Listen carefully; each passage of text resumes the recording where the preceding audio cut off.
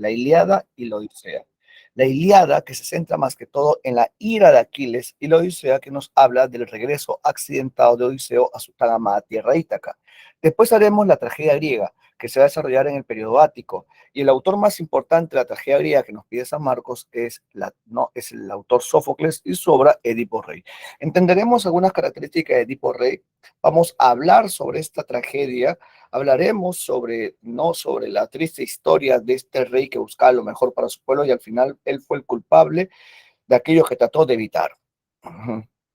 A San Marcos le gusta mucho preguntar a Edipo Rey, sí. Uno de los temas recurrentes dentro de los autores clásicos es Edipo Rey. Edipo Rey es un hecho que viene. Así que de las obras que tienes que saber es esta tragedia, ya compuesta por Sófocles. Bueno, empezamos. Un ratito.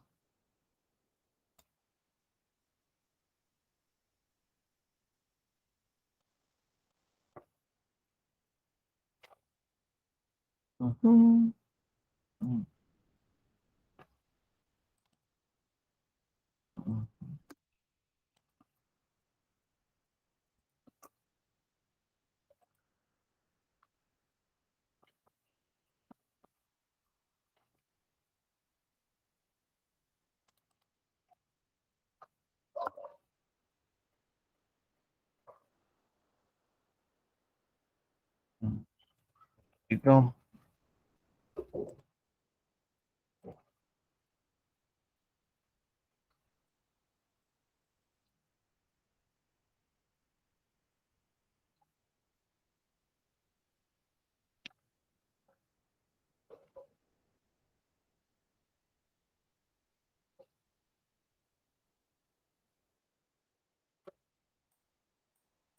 Uh-huh.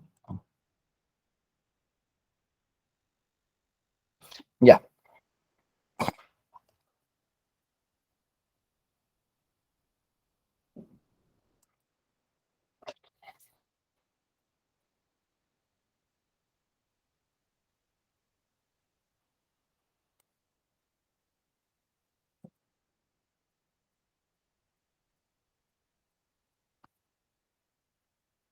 coméntame, ¿se ve pantalla?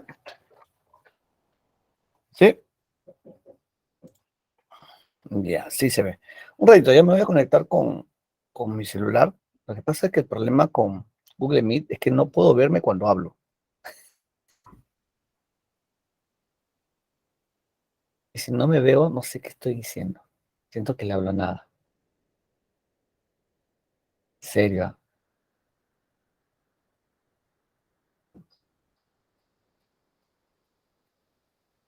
Ya puse mi otra cuenta. Si pasa, ¿no? Ya, ahora sí. Tengo dos cámaras. No, dos aparatos. Mi celular, ya también el celular. Eh. Ya,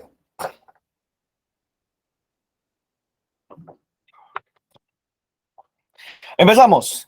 ¿A qué se llama clasicismo? Se va a llamar clasicismo porque viene la palabra clásico. ¿Y qué es algo clásico? Algo que no pasa de moda, que se va a mantener a lo largo del tiempo.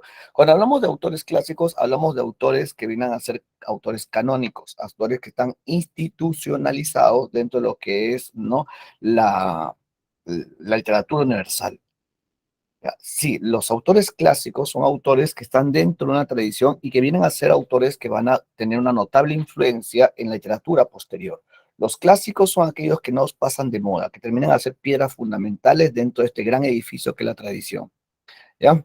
Bueno, profe. Hola, Sherry, ¿cómo estás? Qué bien que nos acompañes. Espero que ya hayas terminado de almorzar. Ya, esos son los clásicos. Así que el día de hoy vamos a hablar sobre estos autores. Más que todo nos vamos a detener en lo que es la literatura griega, a los autores griegos. San Marcos ya no pregunta literatura romana. San Marcos hace mucho tiempo, en el año 2013, 2014, San Marcos preguntaba literatura romana. Sí, hablaba sobre Virgilio, sobre la Eneida, y teníamos que mencionar, ¿no?, las características importantes de esta epopeya, de este autor conocido como el Cisne de Mantua. San Marcos ya no pregunta eso. San Marcos nos pide más que todo lo que es literatura griega. Y vamos a hablar de la épica, Homero, y vamos a hablar de la tragedia, que es Sófocles. Bueno, así que recuerda, algo clásico es algo que no pasa de moda. Surgió en Grecia en el siglo XIII antes de Cristo y se desarrolló en Roma hasta el siglo V después de Cristo. ¿Mm? Está vinculado con una época que es la Edad Antigua. Y el clasicismo, como es el primer gran movimiento literario, se considera que es... ¿Qué?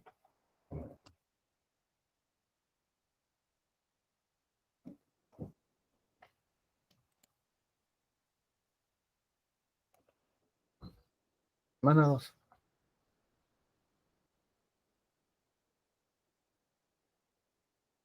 no entiendo. Dime este... No, lo que pasa es que me llegó un mensaje. Y es que... Ya, no, no, seguimos. Ya, la tóxica.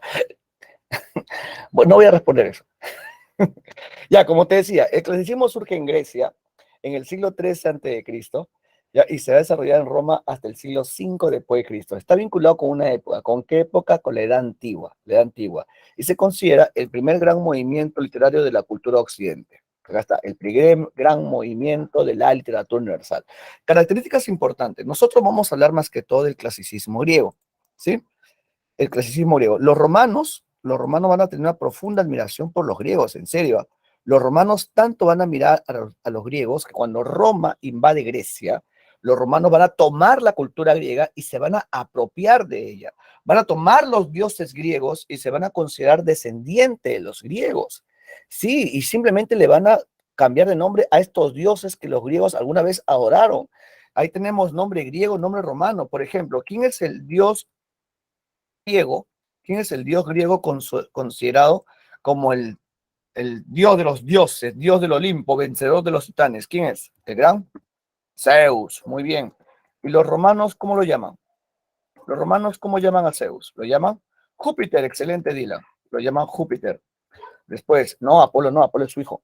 Lo llaman Júpiter. Después, ¿cómo se llama la esposa de Zeus? Diosa del matrimonio, conocida como la de los nibios brazos. La diosa Hera, muy bien, así es Alondra, excelente, Melissa. Ivonne, no, la diosa Hera. Y los romanos le cambian de nombre, ¿y cómo le llaman? ¿Le llaman? ¿Cuál es el nombre romano de la diosa Hera? Es Juno, Juno.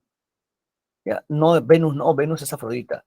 Después, ¿cómo se llama el hermano de Zeus que físicamente se parece a él y es el dios de los mares y cuando golpea su tridente la tierra tiembla y también es conocido como el dios de los, ¿no? de los temblores? No, así es, Natsumi, es Poseidón. Muy bien, Dayan, así es, Simón, es el gran Poseidón, dios de los mares, dios de los temblores. ¿Y los romanos cómo lo llaman? ¿Cuál es? Neptuno, así es, Melissa. Muy bien, Dylan. Neptuno, el gran Neptuno. Después tenemos al mayor de los hombres, ¿no? Aquel que va a gobernar la zona del inframundo. Hablamos de Hades, así es, María, así es, Rodrigo, el gran Hades, Hades, Hades, no Ares, Hades. Ya, Ares es el hijo de Zeus. Ya, y los romanos van a apropiarse la figura de Hades, ¿y cómo lo llaman? Lo van a llamar Plutón, así es, Isabel, Plutón. ¿Cómo se llama la hija de Zeus que nació de su cabeza y que vas a convertir en la diosa del conocimiento y la sabiduría? Hablamos de Hestia, no, Atenas, la diosa Atenea, Atenea, ya, Atenea, la diosa Atenea que nació de la cabeza de Zeus dando gritos de guerra y nació de adulta.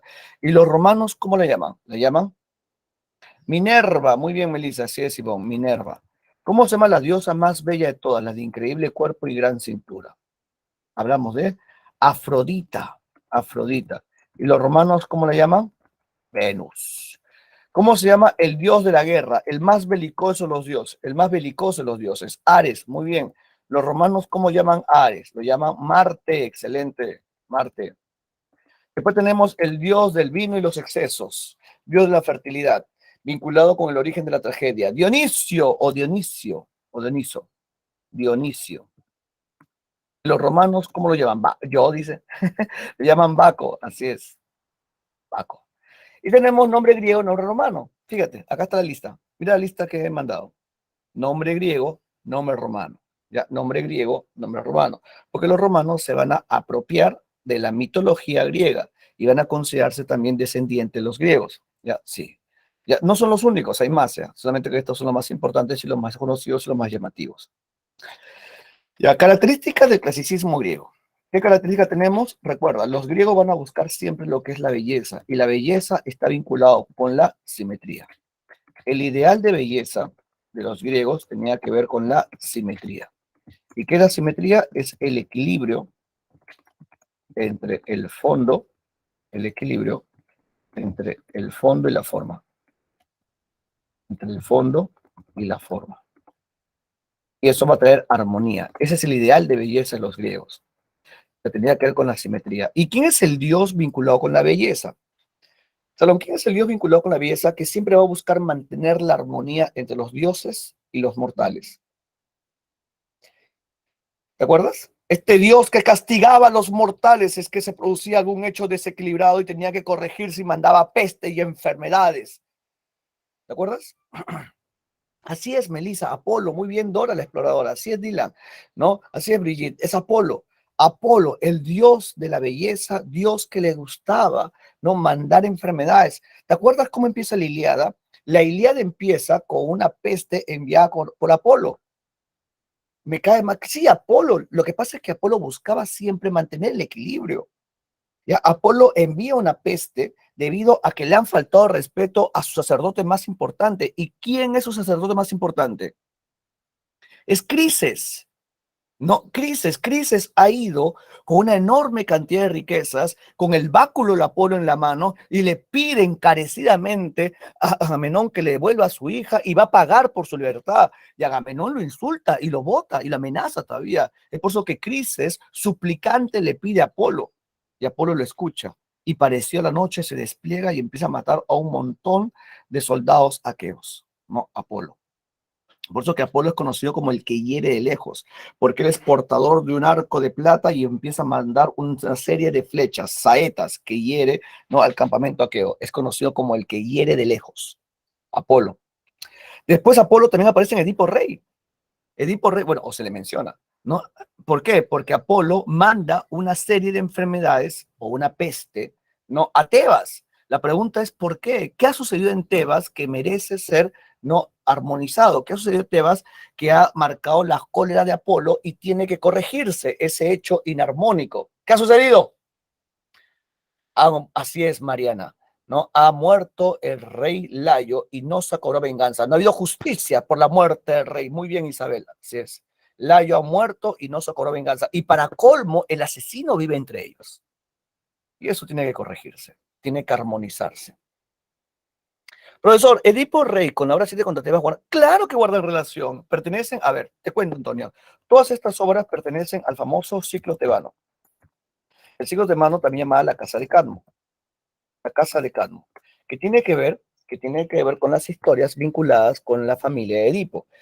Ya, Edipo, recuerda que era hijo de Layo. Ya, acá hay una sucesión, ya. Edipo es hijo de Layo. Y Layo es hijo de Labdaco. Labdaco.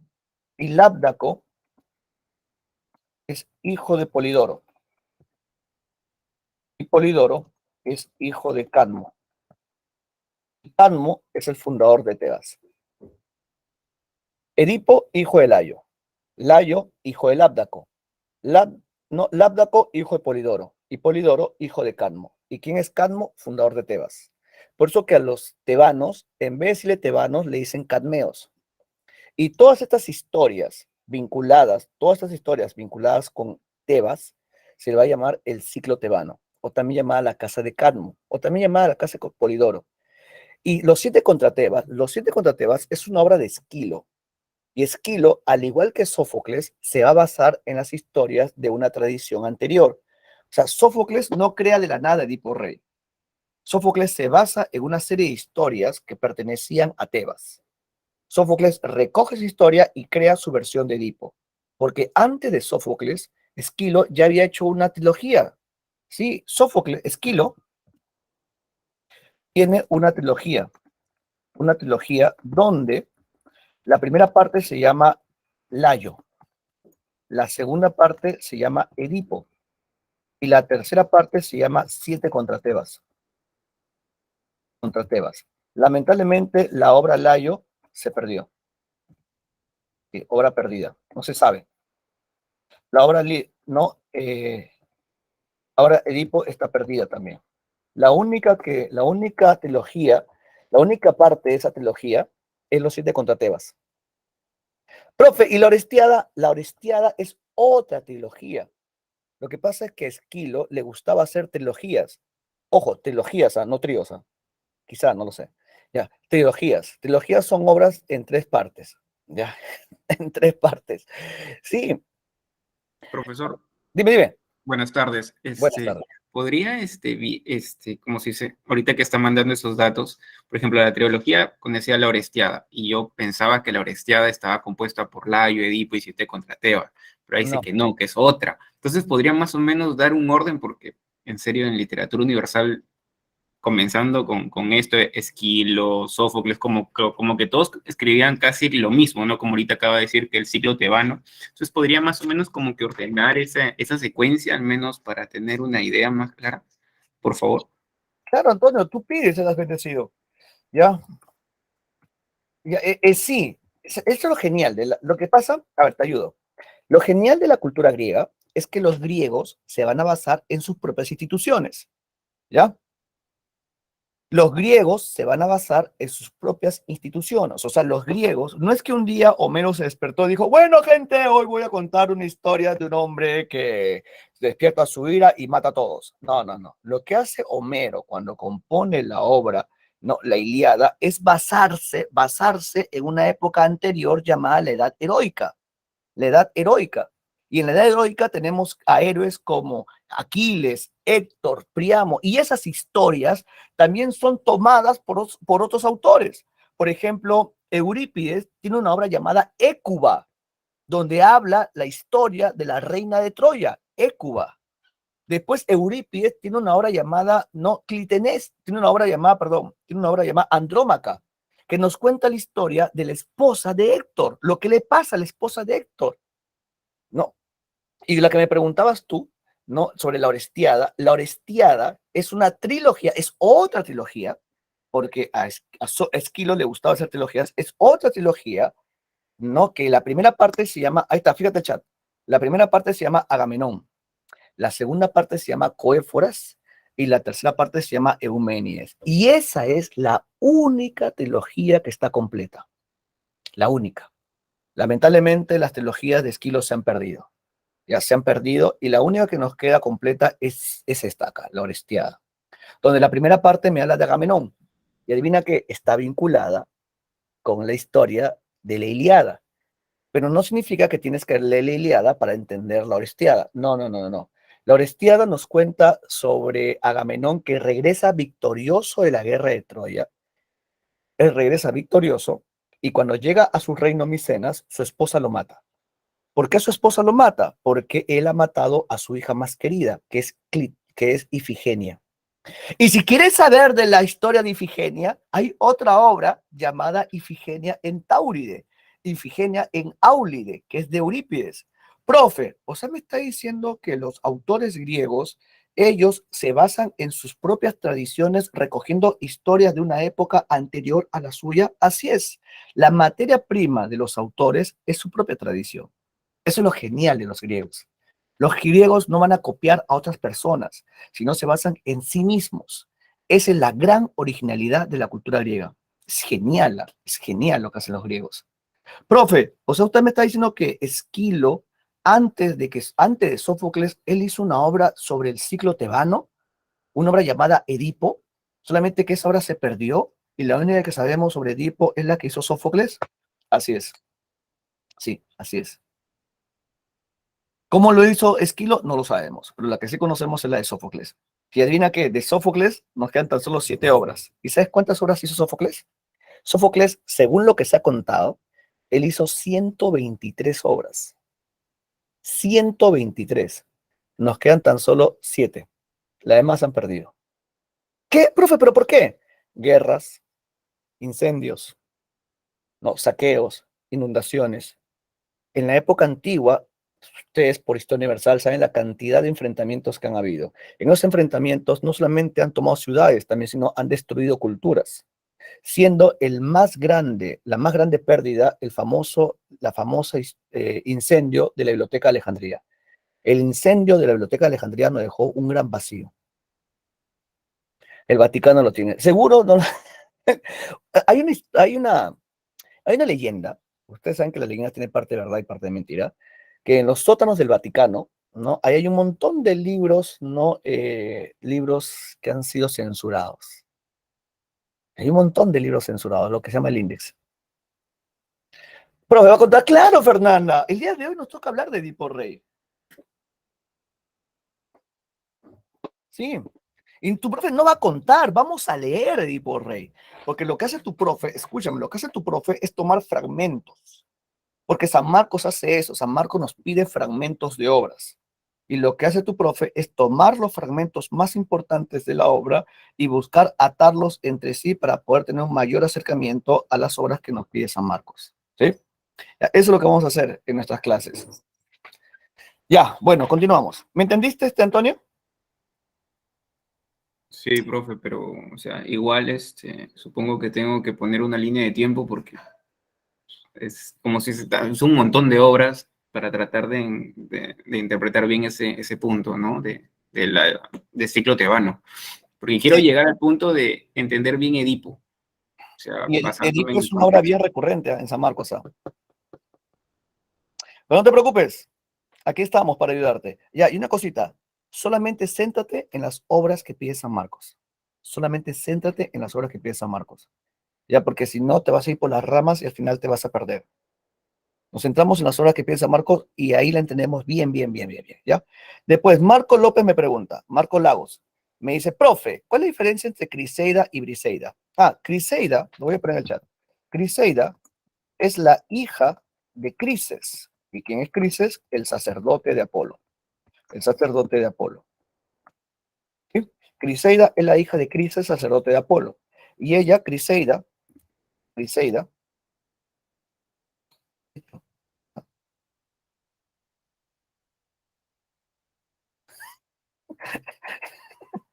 he activado el inglés. Espérate un rato, ya no sé cómo desactivarlo. Ah, ya, ahora sí. Ya. Ya, como te decía, Criseida es la hija de Crises y Criseida es capturada por Agamenón y la tiene como esclava. La tiene como esclava. En cambio, Briseida es la esclava de Aquiles. Que Agamenón la rapta después que le obligan a devolver a Criseida. Sí. Lo que pasa es que Aquiles tenía su esclava, que era Briseida, y Agamenón tenía su esclava, que era Criseida. Sí, Homero, para complicarlo, nos pone nombres muy fáciles, muy parecidos. ¿Ya? Sí, no eran hermanas, no, para nada eran hermanas, eran distintas entre sí. ¿Ya? Eran distintas, solamente que la única parentela es que su nombre se parece, nada más. ¿Ya? Y sucede que Agamenón le piden que devuelva a Criseida. ¿Por qué? Porque Apolo está muy amargo y Agamenón no quiere devolverla. No, ¿por qué? Porque es su esclava. No, y él es el rey de Micenas, el rey de reyes, el que ha convocado la guerra, el general de las tropas, el que comanda todo. Sí, Agamenón. Y a Agamenón no le van a decir qué hacer. Es por eso que Agamenón es muy petulante y arrogante. Pero como le exigen, porque Apolo está matando a muchos soldados, porque la ira de Apolo se desencadena, porque Crises, llorando entre lágrimas, le ha pedido que por favor lo vengue. No, es por eso que Agamenón, cuando le obligan a devolver a Crises, Agamenón dice, ya, está bien, yo devuelvo a Crises, pero tú, Aquiles, para que sepas tú a quién le obedeces, tú me vas a entregar a tu esclava, tú me vas a entregar a Briseida para que caliente mi cama. Y Aquiles se amarga, no porque amara a Briseida, sino porque era su propiedad. Claro, Aquiles tenía sus propias cosas y a Agamenón le está faltando el respeto. Aquiles, que no es cualquier hombre, es el mejor guerrero. Y en la Ilíada podemos ver una discusión contra dos hombres de un mismo bando. Es como que en un equipo de fútbol, es como que el capitán discuta con su goleador, ¿sí? Es como que el capitán discuta con el goleador.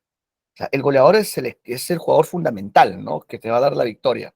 ¿Ya? Y el capitán es el que logra armonizar al equipo, que a veces no es lo mismo. ¿Ya? Sí, y eso pasa en la Ilíada. Dos personajes importantes del mismo ejército van a discutir entre ellos, que es Aquiles, rey de Tesalia, y Agamenón, rey de Micenas. Los van a discutir y esa pelea provoca no cierta desazón en el ejército aqueo, que voy a contar el día de hoy, pero te voy adelantando un poco, ¿sí? Ya. Ahí he puesto, ¿me entendiste, Marcos? Ya. Los epítetos, sí, también, Antonio, eso voy a explicar, pero recién estamos en el comienzo de la clase. Déjame ir lentamente, ¿ya? Vamos a ir lentamente, porque de los epítetos también vamos a hablar. Que lo puse en el material de la semana pasada.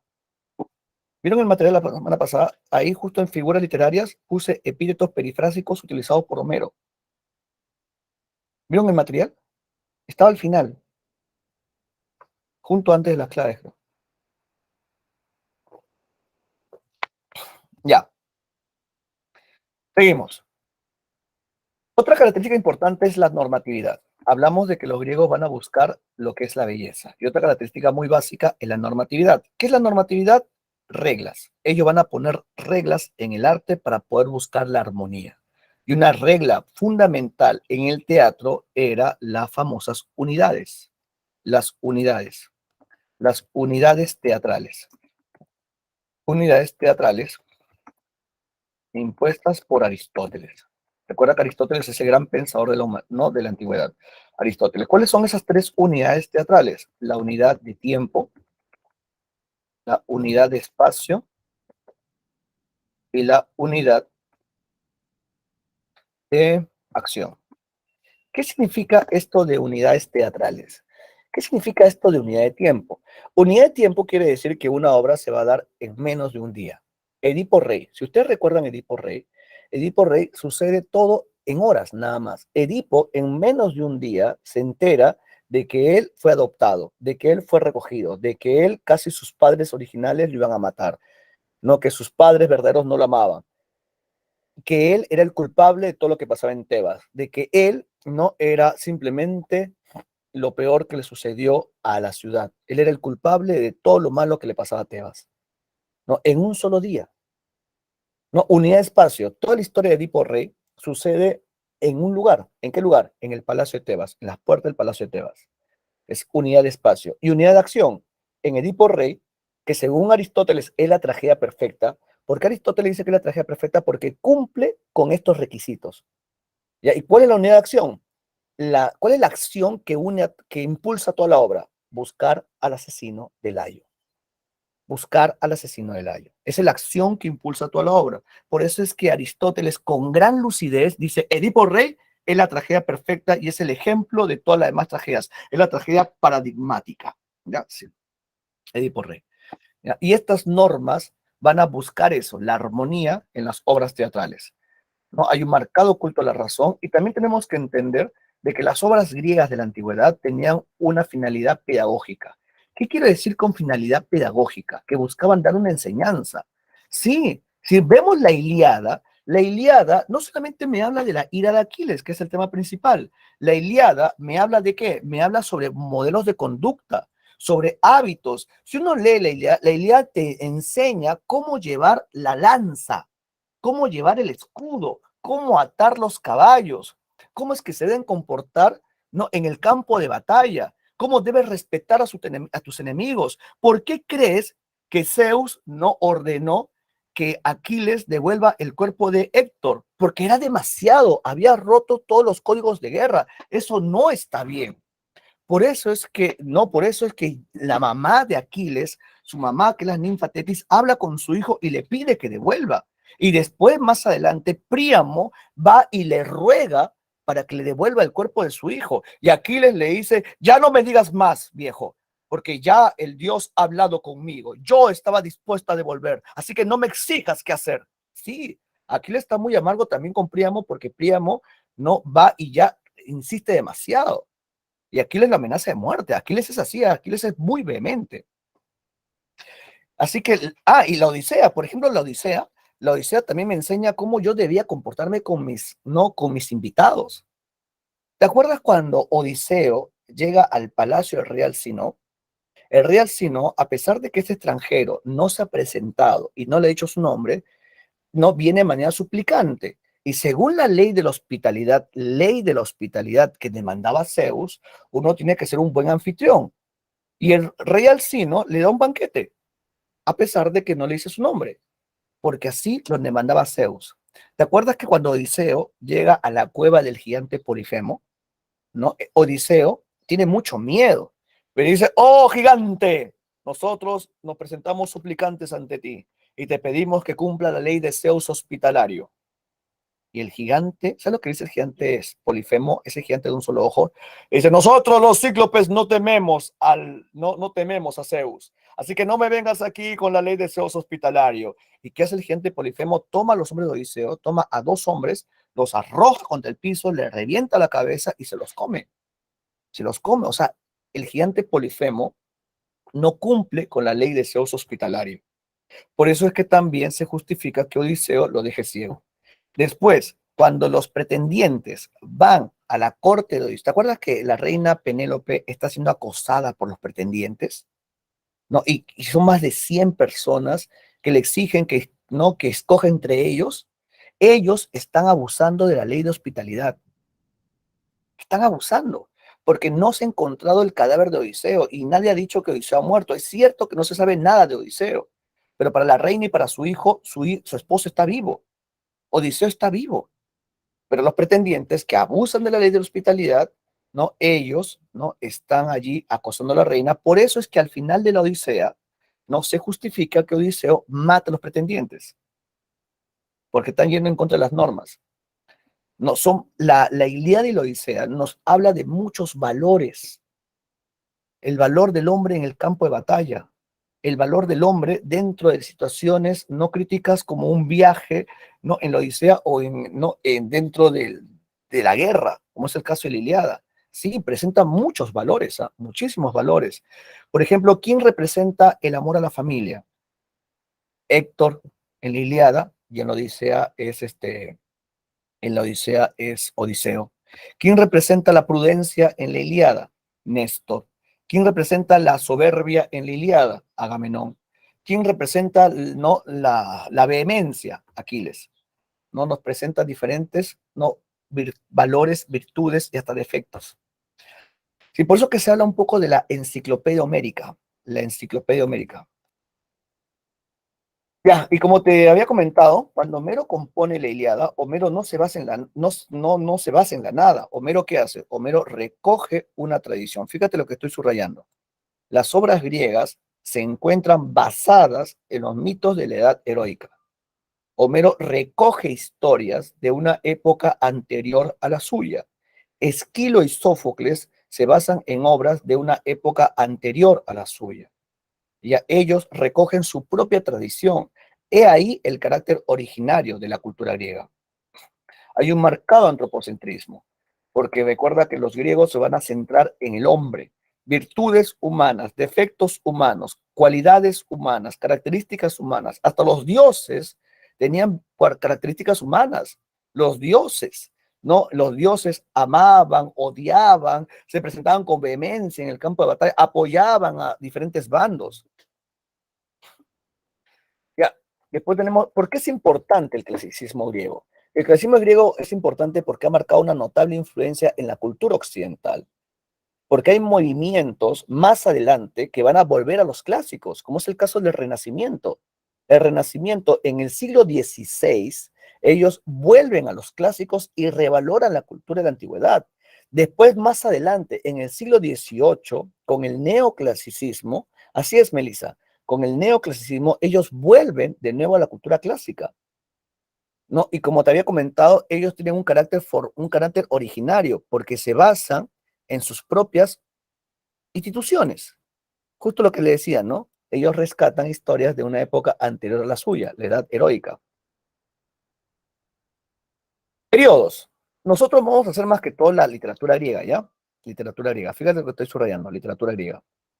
No vamos a hacer literatura romana, sino griega. Y la literatura griega tiene tres periodos. El primer periodo es el periodo jónico, o también llamado, el primer periodo es el periodo jónico, o también llamado periodo arcaico, jónico o arcaico, o también llamado periodo formativo. ¿Ya?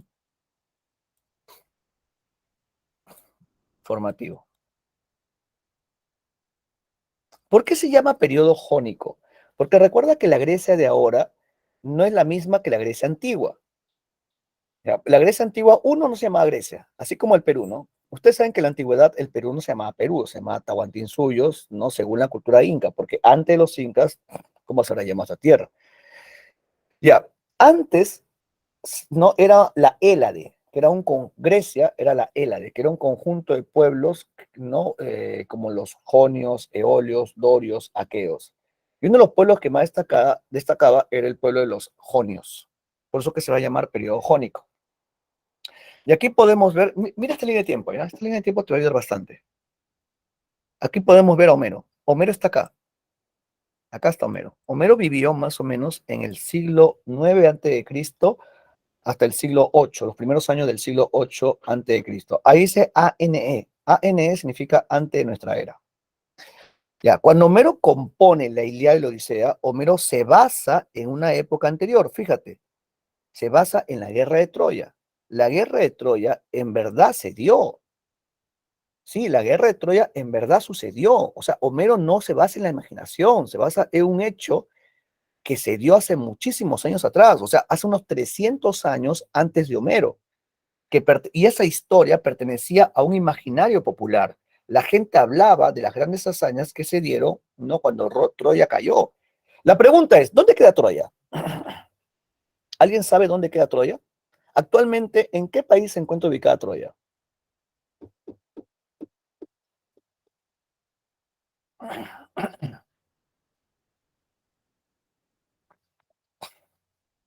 ¿Alguien? Turquía, muy bien, Dylan. Así es. Actualmente Troya se encuentra ubicada en Turquía. Ya, Turquía. Y un millonario enamoradísimo de la obra de Homero, un millonario empezó a buscar, ¿no? Los restos de la antigua ciudad de Troya. En serio. Y se puso porque todos pensaban de que era una ficción. Pero él dijo, no, aquí hay referencias geográficas. Vamos a buscar. Así es, María Angélica, cosa de ricos.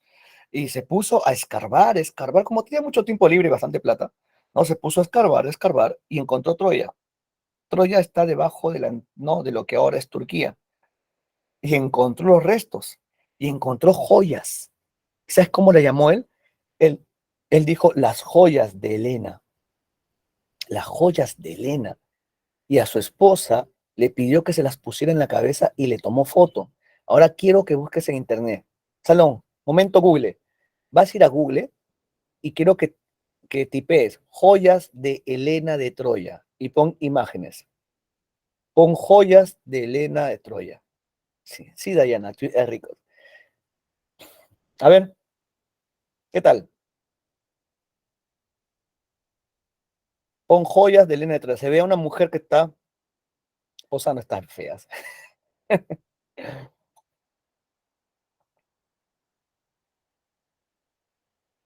Interesante, ¿no? Ya, interesante. Esa mujer, esa fotografía, no, no, no, ella es la esposa del millonario, no es Elena. ¿Pero cómo va a ser Elena, Roger, si en esa época no había fotos?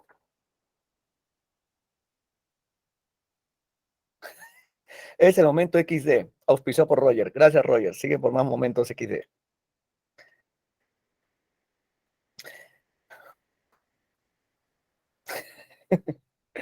Ya, y el millonario, ¿no? Cuyo apellido era Fishman, él creyó de que esas joyas eran de Elena. Y adivina qué, no son las joyas de Elena. ¿Profe qué? No, no son las joyas de Elena. Cierra, cierra esa ventana. Cierra internet. Cierra internet. No entres al Facebook. No, no, no entres al Facebook. No, no revisas esa página. No, no, no, no entres a esa página, la que empieza con X. No, vuelve a mi clase. ¿Sí? Ya, cierra, no, no, no pongas Milky Perú. No.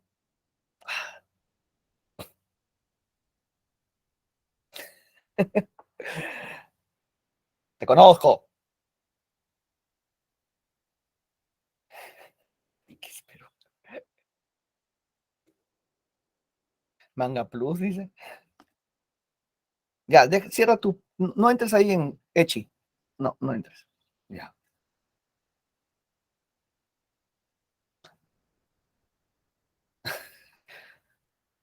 ya. Seguimos, ¿ya? Escúchame. Sí, Melissa, Brad Pitt, ¿no? Hay una película llamada Troya, donde va Brad Pitt hace de Aquiles. Te voy a contar también un poquito sobre eso. Ya, como te decía, no era la joya de Helena. ¿Por qué? Porque cuando se siguió escarbando, se encontraron que debajo de esa ciudad habían los restos de otra ciudad. Y debajo de estos restos había otros restos. Al parecer, Troya fue invadida, destruida y reconstruida. Invadida, destruida y reconstruida. Troya fue más de una vez invadida. Y lo que se encontró allí fueron las joyas de una de las últimas grandes ciudades de Troya. Sí, por eso que se habla de Troya 1, Troya 2, Troya 3. ¿Ya? Y lo que cuenta Homero, al parecer, fue una de las primeras grandes invasiones. Profe, ¿y por qué Troya fue invadida y destruida más de una vez? Porque era un punto muy importante dentro del comercio en el mar Mediterráneo. Y recuerda que las guerras, casi todas, son motivadas por cuestiones económicas y comerciales. ¿No? Era un lugar muy importante dentro del comercio en el mar Mediterráneo.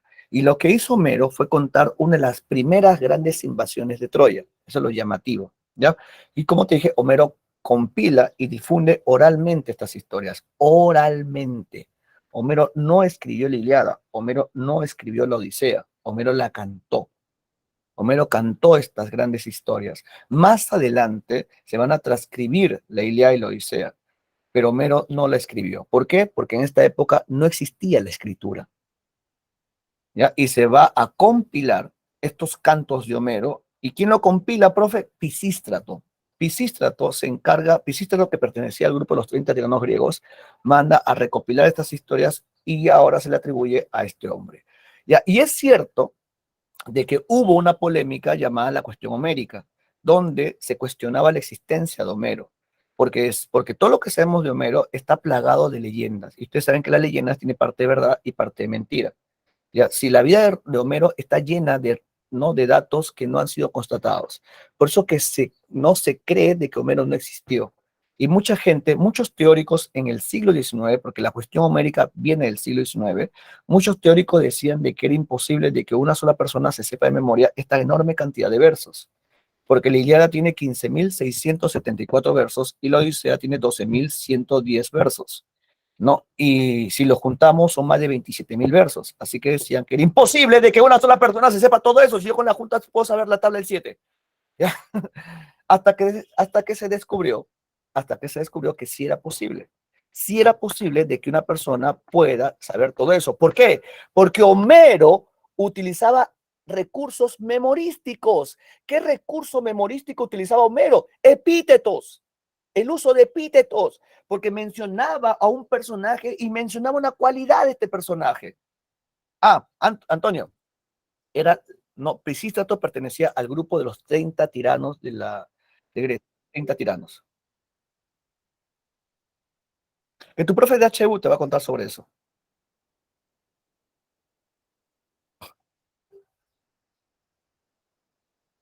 Ya,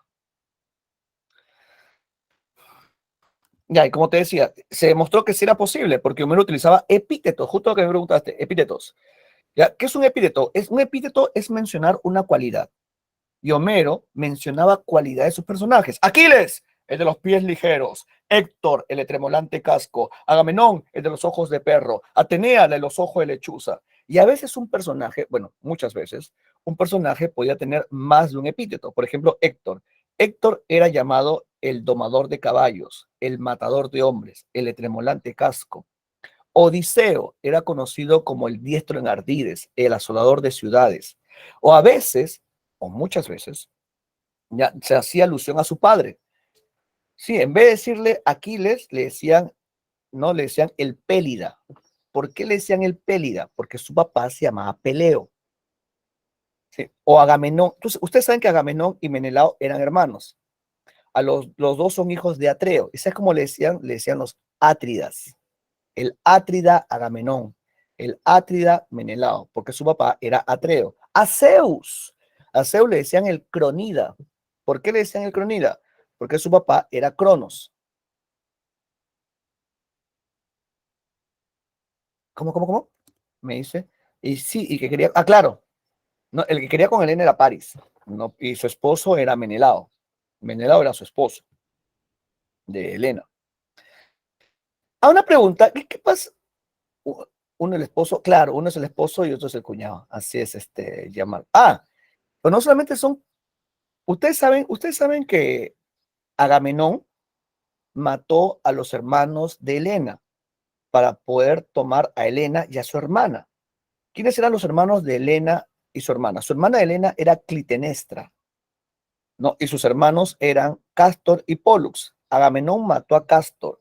Y como Castor y Pólux estaban tan unidos, cuando tú herías a uno, el otro sangraba. Si tú matabas a uno, el otro también moría, porque estaban muy, muy unidos. Cuando Agamenón mata a Castor, también muere Pólux. Y Agamenón se lleva a la hermana de Helena como su esposa. Agamenón se casa con Clitemnestra y Menelao se casa con Helena.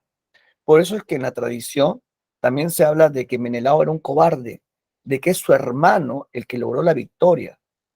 Y en la película Troya se hace un poco referencia a eso. No sé si han visto ustedes la película Troya, donde es Brad Pitt. Es un poco referencia a eso. Pero la película Troya comete un montón de errores, un montón de errores, que vamos a hablar más adelante. Ya, seguimos. Después tenemos el periodo ático. El periodo ático se va a llamar así porque la ciudad-estado más importante de este periodo es Atenas. Por eso se llama periodo ático. ¿Y quién gobernaba Atenas en esta época? Este muchachón que está acá. ¿Quién es el que gobernaba Atenas? Era Pericles. Él es Pericles, ¿no? Es el famoso siglo de Pericles. ¿Ya? El famoso siglo de Pericles. ¿Ya? El famoso siglo de Pericles. ¿Sí? Sí, vamos a hablar justo sobre eso. Le he puesto un fragmento de la Ilíada. ¿Sí? No desesperéis, Antonio, no desesperéis. Ya, aún estamos un poquito en la parte teórica. Después vamos a abordar la obra en sí misma. Solamente quiero ir por partes. Sí, vamos por partes. Pero todas esas preguntas, tu profe la va a responder. Porque tu profe cada vez que hace su clase la hace con el ojo de Agamotto. Ve todos los futuros posibles y ve todas las preguntas posibles y todo está respondido. Así que tú tranquilo, yo nervioso. Tú tranquilo, yo nervioso. ¿Sí? Solamente déjate llevar nada más. Fluye.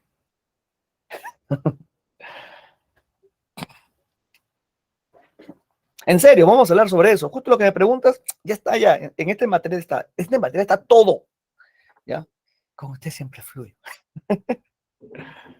Me va a doler. No. Si te relajas, no. ¿Ya? Seguimos. Después tenemos en este periodo ático, tenemos a quién? Tenemos a Esquilo, tenemos a Sófocles y tenemos a Eurípides, que son los tres más grandes autores de la tragedia griega. Recuerda, la tragedia griega se desarrolla en el periodo ático, también llamado periodo clásico o también llamado periodo de esplendor. Y de estos tres, el más importante, el que nos pide San Marcos, es Sófocles.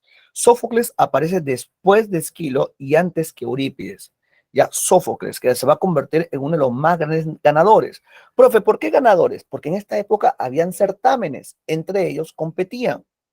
El certamen duraba una semana y al ganador le ponían una corona de laureles y le regalaban un macho cabrío.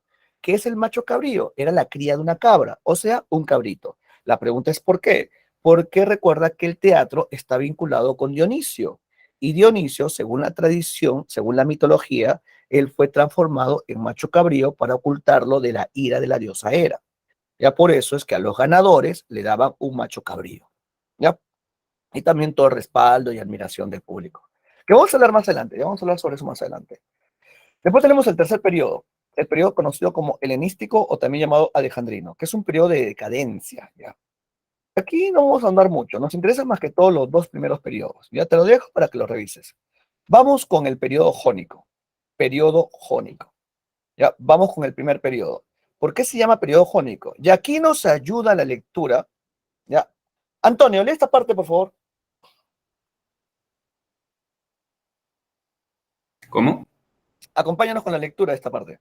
Ah, ya, periodo jónico, siglo XIII al siglo 7. VII. Se le denomina también periodo arcaico, en donde la capital es Jonia, que posee como forma de gobierno la monarquía y en donde no se desarrolla la escritura. Por lo tanto, su literatura es de tipo oral.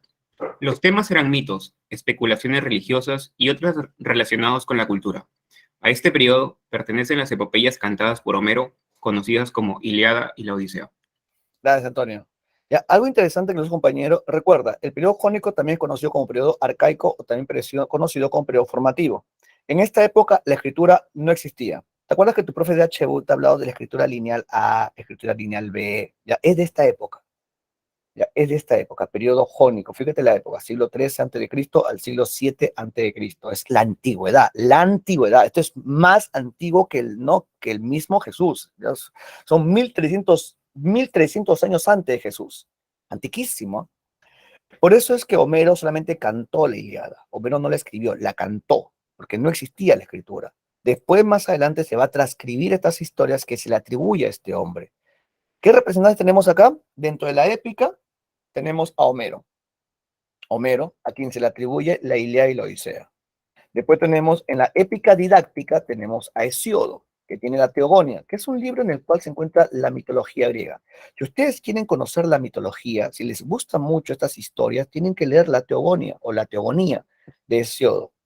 Ya, si quieres, se las paso, ¿eh? Yo la tengo en PDF. Se las envío y las pueden leer ustedes tranquilamente. En la lírica, ¿a quién tenemos? Tenemos a Píndaro, a quien se le considera el creador de las odas. Y después tenemos a Safo, ¿no? De la isla de Lesbos, que va a ser sus epitálamios. Nos interesa más que todo la épica, ¿ya? Nos interesa Homero. Él es el gran Homero. Bueno, esta es una representación pictórica de Homero, ¿ya? Porque exactamente no sabemos cómo era. Según la tradición, Homero era ciego, aunque algunos mencionan de que Homero no era su nombre. Algunos creen de que su nombre era Melesígenes, porque nació en las festividades de Río Meles. ¿Ya? Y lo van a llamar Homero porque se va a quedar ciego. Melesígenes, por una enfermedad, se quedó ciego y como él no veía, se dedicaba más que todo a contar historias, que era el oficio que le va a dar no de comer. Él iba de plaza en plaza, de pueblo en pueblo, con un báculo en la mano. Y cuando escuchaba personas, él golpeaba con su báculo la tierra anunciando que iba a cantar. Canta, oh diosa, la cólera al peli de Aquiles, cólera infame que llevó al Hades almas de hombres valientes. Y así empieza la Ilíada. La Ilíada empieza con la invocación a la musa, Antonio. La Ilíada, al igual que la Odisea, empieza con la invocación a la musa. Y cuando la gente escuchaba a Homero o a Melesígenes, la gente que decía, el que no ve va a cantar, el que no ve va a recitar, y el que no ve, en griego, ¿cómo se dice? Según esta hipótesis, el que no ve se dice Omerón, Omerón, Omerón. Y Omerón dio paso a la palabra Homero. Así que no lo llamaron por su nombre, al parecer por su defecto. Otra hipótesis menciona que este poeta no va a ser capturado durante las tantas guerras que hay y que va a ser el poeta sin libertad, que iba cantando historias. Por eso es que sin libertad se dice Homeros, Homeros, Homeros, ¿no? Y dicen que de la palabra, no, el nombre Homero viene de Homeros. Hay muchas hipótesis, ¿ya? Pero como te dije, su historia está plagada de leyenda. Ya está plagada de leyendas. Acá hay un cuadrito que me gustaría que lo copies o que lo imprimas y lo pegues en tu cuaderno. Te va a ayudar bastante, ya que hay unos datos que necesito que lo sepan. Como te hablé, ¿no? Homero utilizaba muchos epítetos. Su obra se considera una enciclopedia. No se hablaba de la enciclopedia homérica, acá está, debido a las enseñanzas que presentaba, el uso de epítetos, ¿no? Aspectos importantes de estas grandes epopeyas. Ya, un ratito, por favor, bote de agüita, ¿ya?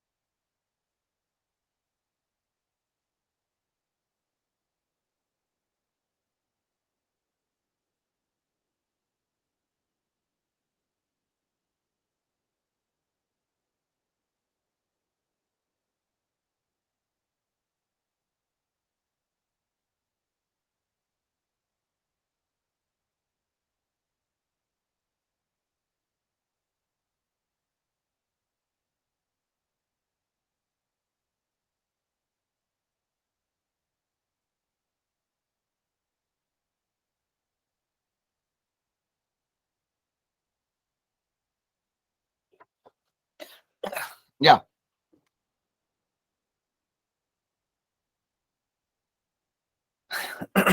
Profesor, Dime. hace ratito dijo que algo empezaba con una invocación a la musa, pero ¿se refería en sí a la misma obra, la Ilíada, o antes de empezar a contar la Ilíada? No, no, no. Cuando tú lees la Ilíada, Homero invoca a la musa. Homero, o sea, está dentro de la obra. Tú abres abres la tapa y la primera hoja apenas empieza, dice, canta, oh Dios, a la cólera del Pélida Aquiles. La pregunta es, ¿por qué hace eso? ¿Por qué hace eso? ¿Ya sabes por qué lo hace? Porque en esta época se creía de que el hombre no es la introducción, es el inicio de la obra. Es el inicio de la obra. ¿Ya? Lo que pasa es que el hombre en esta época no era nada sin los dioses. Lo que yo hago es porque los dioses lo permiten. Y si yo voy a cantar una epopeya, es porque la musa de la poesía épica ha entrado en mí. ¿Y quiénes son las musas? Las musas son las hijas de Zeus, que están vinculadas con las artes. ¿Cuántas musas hay? 9 musas. 9, Fernandita. 9 musas. ¿Ya? Y lo que hace Homero es invocar a la musa Calíope. Calíope. Clio es otra, pero en este caso es Calíope, que es la musa de la poesía épica. Ah, invocar, ahí dice invocar. Que lo vamos a leer, ¿ya? Porque ya que te he puesto un fragmento de la Ilíada, vamos a leer.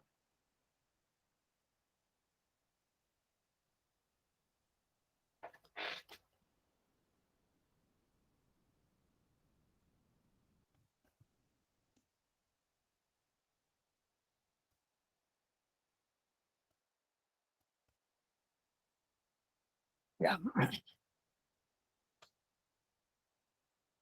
Por eso la poesía épica es la poesía, dentro de lo que es la poesía épica se encuentra la epopeya. Aunque algunos teóricos dicen de que es Clio, ya Clio.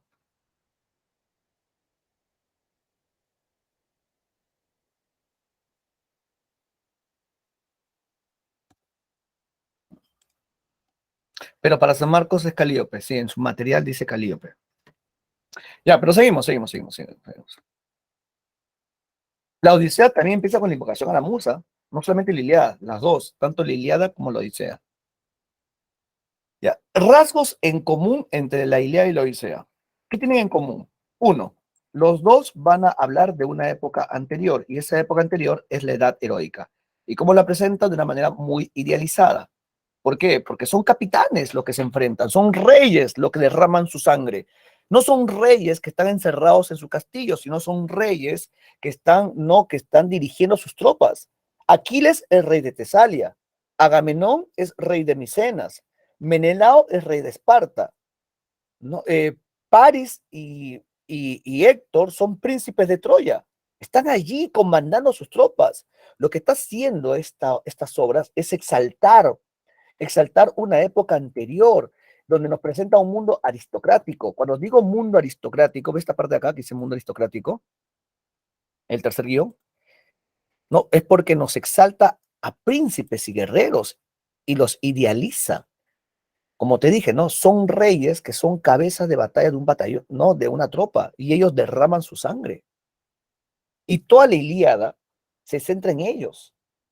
No hay soldados, ¿no? Que sean protagonistas. Todos son reyes, príncipes, que entre ellos se enfrentan. Eso es lo genial de esta obra. Ya tienen como rasgo común la guerra de Troya. La Ilíada es durante la guerra de Troya y la Odisea es después de la guerra de Troya. Por eso que tienen un lazo en común. ¿Ya? Las dos tienen 24 cantos y el uso recurrente de hexámetros, que es un verso de 6 sílabas métricas, que en el original en griego tiene 6 sílabas métricas, y el verso que utiliza, la figura literaria que se utiliza es el epíteto.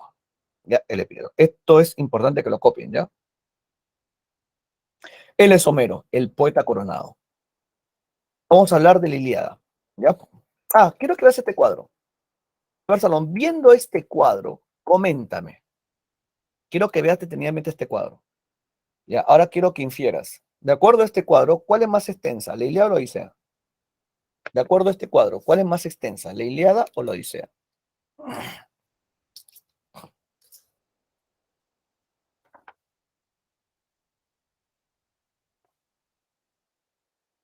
Así es, la Ilíada, porque la Ilíada tiene 15.674 versos. En cambio, la Odisea tiene 12.110 versos. A pesar de que los dos tengan 24 cantos, la Ilíada tiene más versos. Ya, Salón, viendo este cuadro, ¿a cuál de los dos se considera el poema de la paz? ¿La Ilíada o la Odisea? De acuerdo a este cuadro, ¿cuál de los dos es considerado el poema de la paz? ¿La Ilíada o la Odisea? El poema de la paz. La Odisea. ¿Por qué? Quiero que veas lo que celebra. La Ilíada celebra la fuerza, el valor, ¿no? Porque se centra en un personaje que es impetuoso y que derrama, no, su espada va derramando rastros enormes de sangre. Aquiles. En cambio, la Odisea se centra más que todo en la astucia y en el ingenio. En vez de las proezas en el campo de batalla, no, acá celebra más que todo el ingenio de Odiseo, que en vez de pelearse cuerpo a cuerpo, utiliza la astucia para poder lograr vencer, como es el caso de el enfrentamiento con el gigante Polifemo. Lo engaña con una treta. No es una lucha cuerpo a cuerpo, porque obviamente saldría perdiendo. No le hace creer que su nombre es nadie, le da de beber grandes cantidades de licor y después, cuando está borracho, le pasa una estaca por su ojo y así logra huir y vencer. Y aparte que la Odisea no tiene pocos eventos bélicos y termina con una paz, con un tratado de paz entre los itacenses, después de que Odiseo no logra calmar los ánimos en Ítaca porque ha matado a mucha gente importante. Sí, la gente en Ítaca quiere venganza, pero Odiseo logra calmar la paz, ¿ya? Logra establecer la paz en Ítaca. Que vamos a hablar, no te preocupes, ya vamos a hablar sobre eso. Bueno, el día de hoy vamos a hablar de la Ilíada, en esta primera parte de la clase, la Ilíada. ¿Por qué se llama Ilíada? Porque viene la palabra griega Ilión. ¿Y qué significa Ilión? Ilión significa Troya. Así que se puede traducir Ilíada como Troya, ¿ya? Ilión significa Troya. Profe, entonces está bien la película Troya. Sí, la película está bien, pero comete errores, ¿ya? Errores. ¿Qué errores comete? Pone de que, uno, no hay dioses. En la Ilíada los dioses están allí, participan activamente en la obra, ¿ya? Después, pone de que Briseida era prima de Héctor. ¿Qué? No hay ningún vínculo parental entre ellos. Después pone de que Aquiles y Patroclo eran primos. No, no eran primos, eran amigos y de vez en cuando amantes. ¿Ya? Porque aquí los amigos sí se besan en la boca. ¿Ya? ¿Ya? Por eso es que Aquiles llora tanto, llora cuando muere Patroclo, Aquiles llora, se lamenta, y cuando devuelve el cuerpo de Héctor, Aquiles le dice, oh Patroclo, espero que no me estés viendo justo en este momento, estoy avergonzado por haber hecho esto. Claro, para reforzar la amistad, sí, ¿no? Eran compañeros en el campo de batalla, pero eran amantes en la noche. Ya. Después, otro error que también aparece en la película Troya es que sale de que hay una parte en la obra hay una parte de la obra que se enfrentan Héctor, no, perdón, se enfrenta a Menelao y Paris, o sea, el amante y el esposo. Hay una parte donde el amante y el esposo se enfrentan, ¿sí? Se enfrentan entre sí. Y Menelao no es cualquier hombre, Menelao es rey de Esparta. Y si ustedes recuerdan la famosa película 300, ¿cómo son los espartanos? Esparta, ajú, ajú, ¿te acuerdas? Eran grandes guerreros que se consideraban descendientes, ¿no? Descendientes de Heracles. Claro, Yasmín, lo que dice Yasmín por dos. Así, tenían un cuerpo espectacular, unos brazos muy marcados, un abdomen muy llamativo. Ya, sí, eh, lo siento, me dejé llevar. Bueno, ¿qué cosa? Bueno, como te decía, ¿no? Y Menelao le da duro a Paris y casi lo mata. ¿Ya? ¿Y quién lo salva, Salón? ¿Quién salva a Paris? ¿Quién salva a Paris de la muerte, ¿no? Que le iba a dar Menelao? Según la Ilíada. Según la Ilíada, lo salva Afrodita. No, lo salva Afrodita y Afrodita es herida. Pero en la película Troya, sale que Héctor salva a Paris y mata a Menelao. Y mata a Menelao. ¿Qué? Menelao no muere. Menelao regresa victorioso con su esposa, que después en la Odisea, cuando Telémaco va a buscar noticias de su padre, se va a la isla de Esparta y habla con Menelao. ¿Qué? Esa película comete un montón de horrores. Así que lo único bueno de esa película es cuando sale Brad Pitt desnudo. Perdón, hablo mi inconsciente. ¿Ya?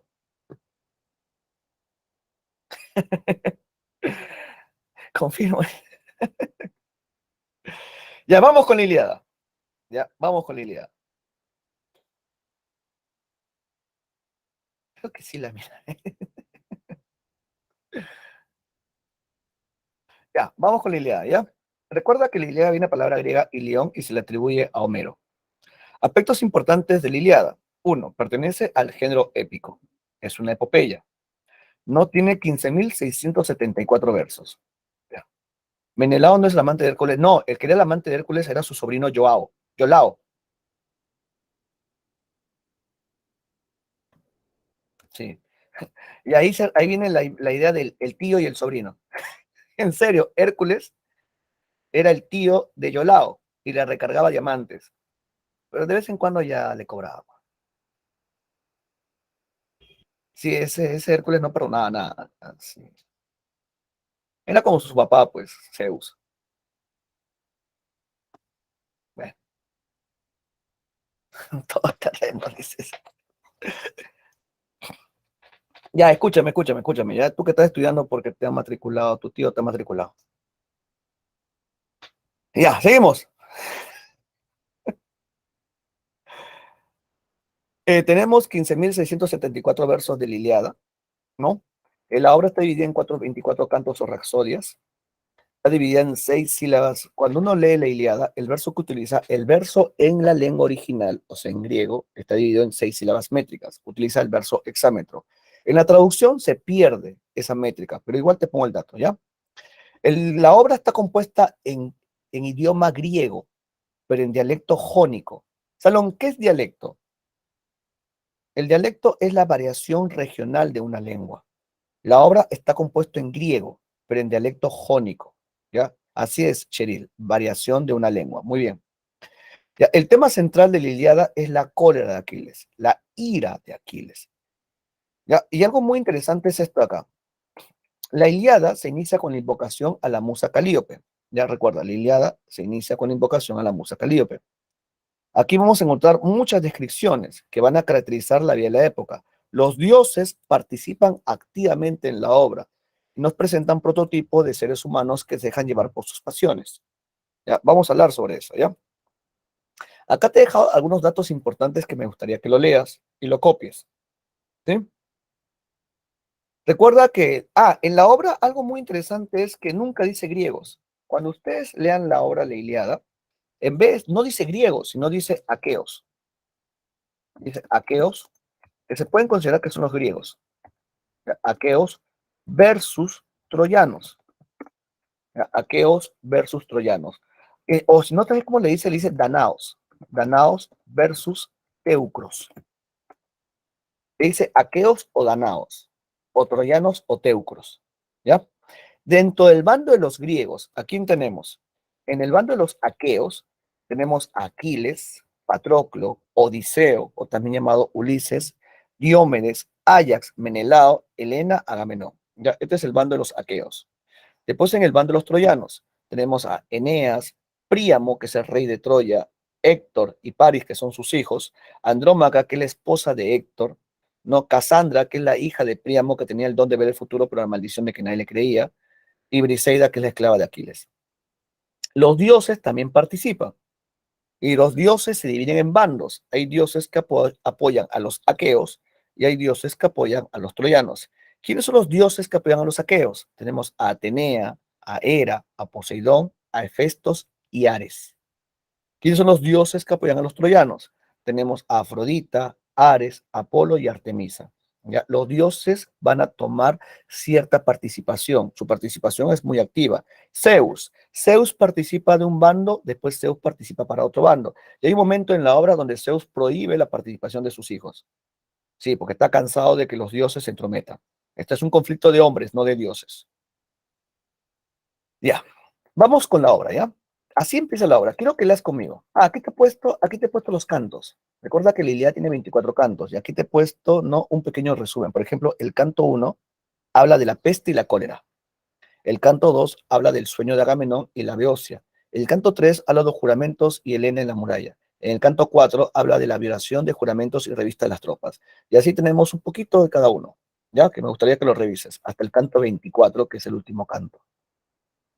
¿Mm? Ya. ¿Cómo empieza la obra? Antonio, acompáñame acá, ¿ya? Porque esto es muy importante. La Ilíada, ¿cómo empieza? Como te dije, con invocación a la musa. Lee conmigo. Yo siempre pongo fragmentos. Son muy pocas las veces que me dedico a contar historias, ¿ya? No, Paris es príncipe de Troya. El que es rey de Troya, Marcos, es su papá. Es el rey Príamo. Príamo tiene 100 hijos. Tiene 50 hijos varones y 50 hijas mujeres. De los 50 hijos varones, ya tiene dos importantes que son Paris y Héctor. No, en serio, ese Príamo no perdona nada, ¿ya? No, Príamo es un mortal. Es que no había tele, pues. No había tele, ni habían plataformas. Por eso que... y 17 los tiene con su esposa Écuba, y los demás son de otras mujeres. Es que es el rey, pues es el rey, y el rey puede hacer lo que quiera, pues. Obviamente que va a tener problemas de próstata más adelante, pero bueno.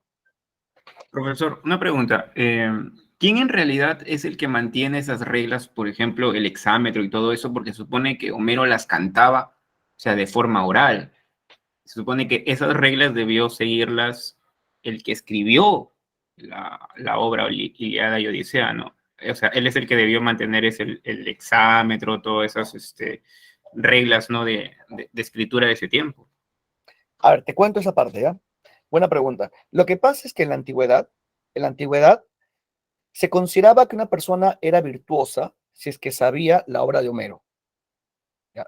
Sí, si tú quieres ser buena persona, si tú quieres ser ¿no?, un buen ciudadano, habían padres que matriculaban a sus hijos en ciertos lugares de enseñanza donde te hacían memorizar la obra de Homero. Y Homero inicialmente la compuso con el verso de 6 sílabas. Por eso es que la obra La Ilíada va a mantener esa estructura. Mantiene esa estructura compuesta por Homero. ¿Por qué? Porque habían centros especializados donde habían personas que te enseñaban a memorizarla. ¿Sí, Antonio? Siguiendo esa misma estructura de 6 sílabas. Vale. Ya. La Ilíada empieza de esta manera. Dice, canta, oh diosa, la cólera del Pélida Aquileo. Fíjate, Pélida Aquiles. ¿Por qué dice Pélida? Por su papá, ¿no? Hay un epíteto ahí. Por su papá, que es Peleo. Recuerda que Aquiles es hijo de un mortal con una diosa.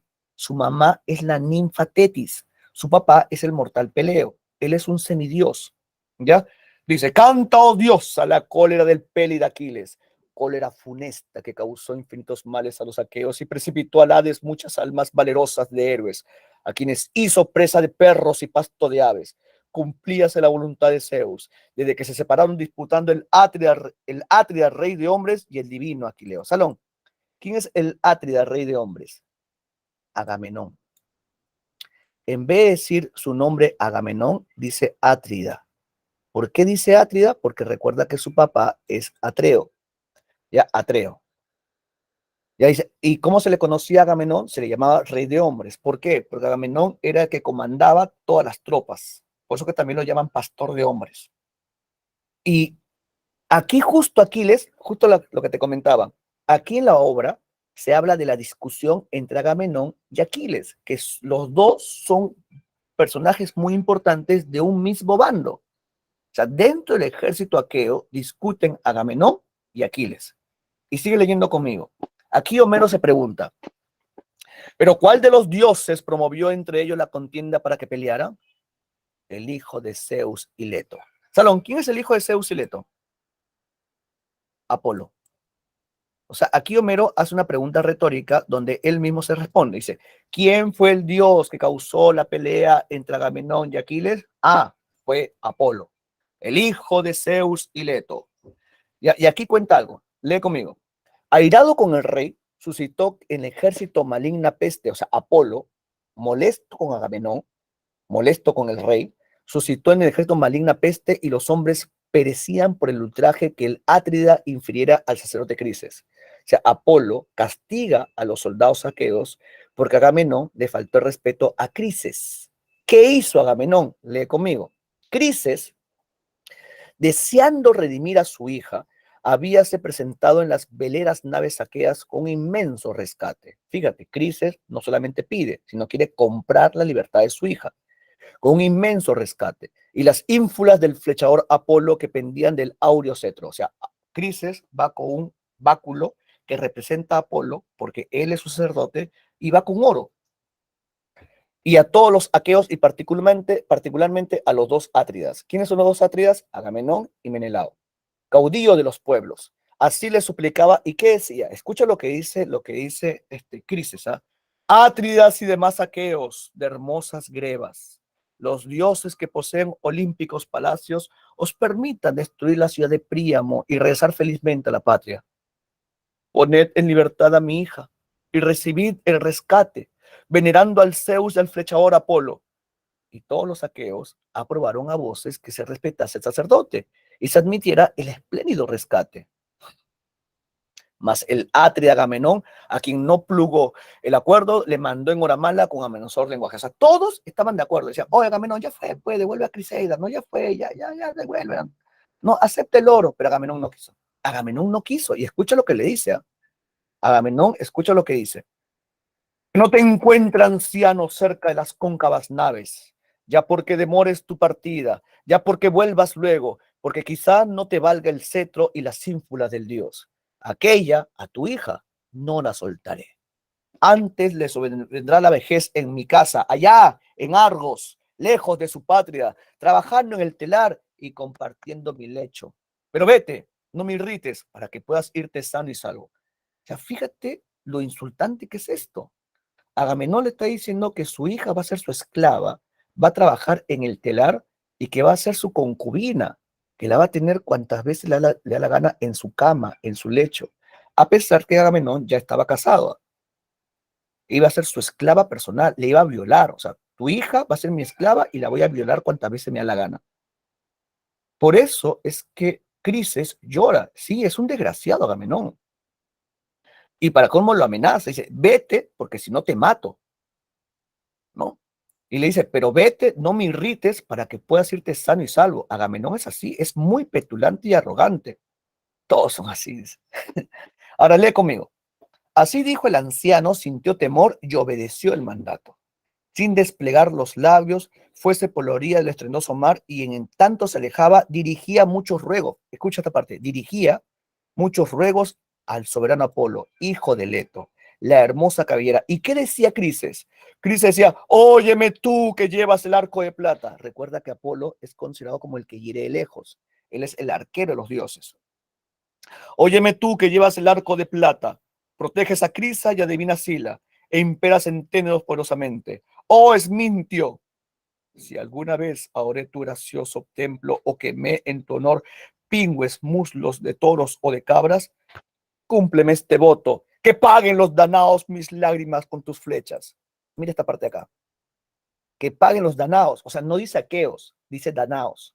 Que paguen estos desgraciados de los danaos mis lágrimas con tus flechas. O sea, todo lo que yo he llorado, que se convierta en dolor para ellos.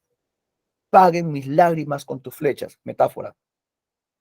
Y tanto va a rogar a Apolo, que tal fue su plegaria, que oyóla el febo Apolo. O sea, Apolo escuchó su llanto. ¿Y qué hizo Apolo?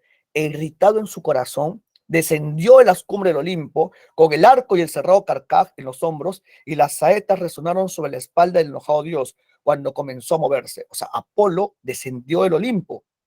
Iba parecido a la noche. Fíjate, símil. Iba parecido a la noche. Sentóse lejos de las naves, tiró una flecha y el arco de plata, ¡plum!, dio un terrible chasquido.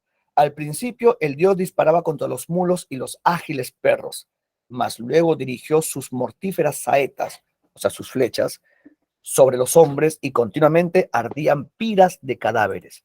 Fíjate, Apolo está matando a un montón de soldados aqueos. La ira y la cólera de Apolo. Durante 9 días volaron por el ejército las flechas del dios. Fíjate, 1 semana y media más o menos. Más de una semana, Apolo empezó a matar un montón de soldados. En el 10º, Aquiles convocó al pueblo a junta. Se lo puso en el corazón Hera, la diosa de los niveos brazos, que se interesaba por los danaos a quienes veía morir. Aquiles, junto con el prudente Néstor, van donde Agamenón y le pide que devuelva a Criseida porque ya es demasiado, tenemos que parar esta matanza. Y Agamenón no quiere, hasta que Agamenón entiende que sus hombres están muriendo por su soberbia. Y Agamenón devuelve a Criseida y dice: Aquiles, para que sepas tú a quién obedeces, tú me vas a entregar a tu esclava, a Briseida, para que caliente mi lecho. Aquiles está muy amargo, porque Aquiles no es cualquier hombre. Aquiles es el mejor guerrero aqueo. Y Aquiles coge su espada y está dispuesto a matar a Agamenón. Pero en ese momento la diosa Atenea se aparece, calma su mano, pero no calma su lengua. Y Aquiles insulta de la peor manera a Agamenón. ¿Y qué le dice? Ojos de perro y corazón de ciervo. Esta es tu pelea y tú la vas a pelear. Mi ejército y nosotros los mirmidones nos vamos de esta guerra. Y Aquiles se encierra en su embarcación y no participa y ordena que sus hombres los mirmidones tampoco participen. Por eso es que los aqueos empiezan a perder, porque uno, han sido diezmados porque han muerto muchos por la ira de Apolo y ahora su mejor guerrero no participa. Por eso es que los troyanos empiezan a avanzar y los troyanos van a quemar barcos aqueos. Están a punto de ganar la guerra, hasta que Patroclo, amigo, pata, yunta, brother de Aquiles, no le pide a Aquiles permiso para volver al campo de batalla. Aquiles accede y Patroclo, con la armadura de Aquiles, que no es cualquier armadura, es hecha por el mismo dios de los metales, Hefestos, Patroclo vuelve al campo de batalla y la gente que decía: Aquiles ha vuelto, vamos contra ellos, salimos. Y los troyanos que dicen: Aquiles ha vuelto, ¡ah! Y los troyanos huyen, menos un troyano. ¿Quién? El príncipe de Troya, Héctor, matador de hombres, domador de caballo, el tremolante casco. Héctor, pensando que era Aquiles, se enfrenta a él. Y este era ¿quién? El joven Patroclo. Y Héctor, que era mucho mejor guerrero y con la ayuda de los dioses, Héctor mata a Patroclo y se lleva su armadura, porque es trofeo de guerra. Mata a Patroclo. Y cuando el cuerpo muerto de Patroclo llega hasta Aquiles, ¿qué hace Aquiles?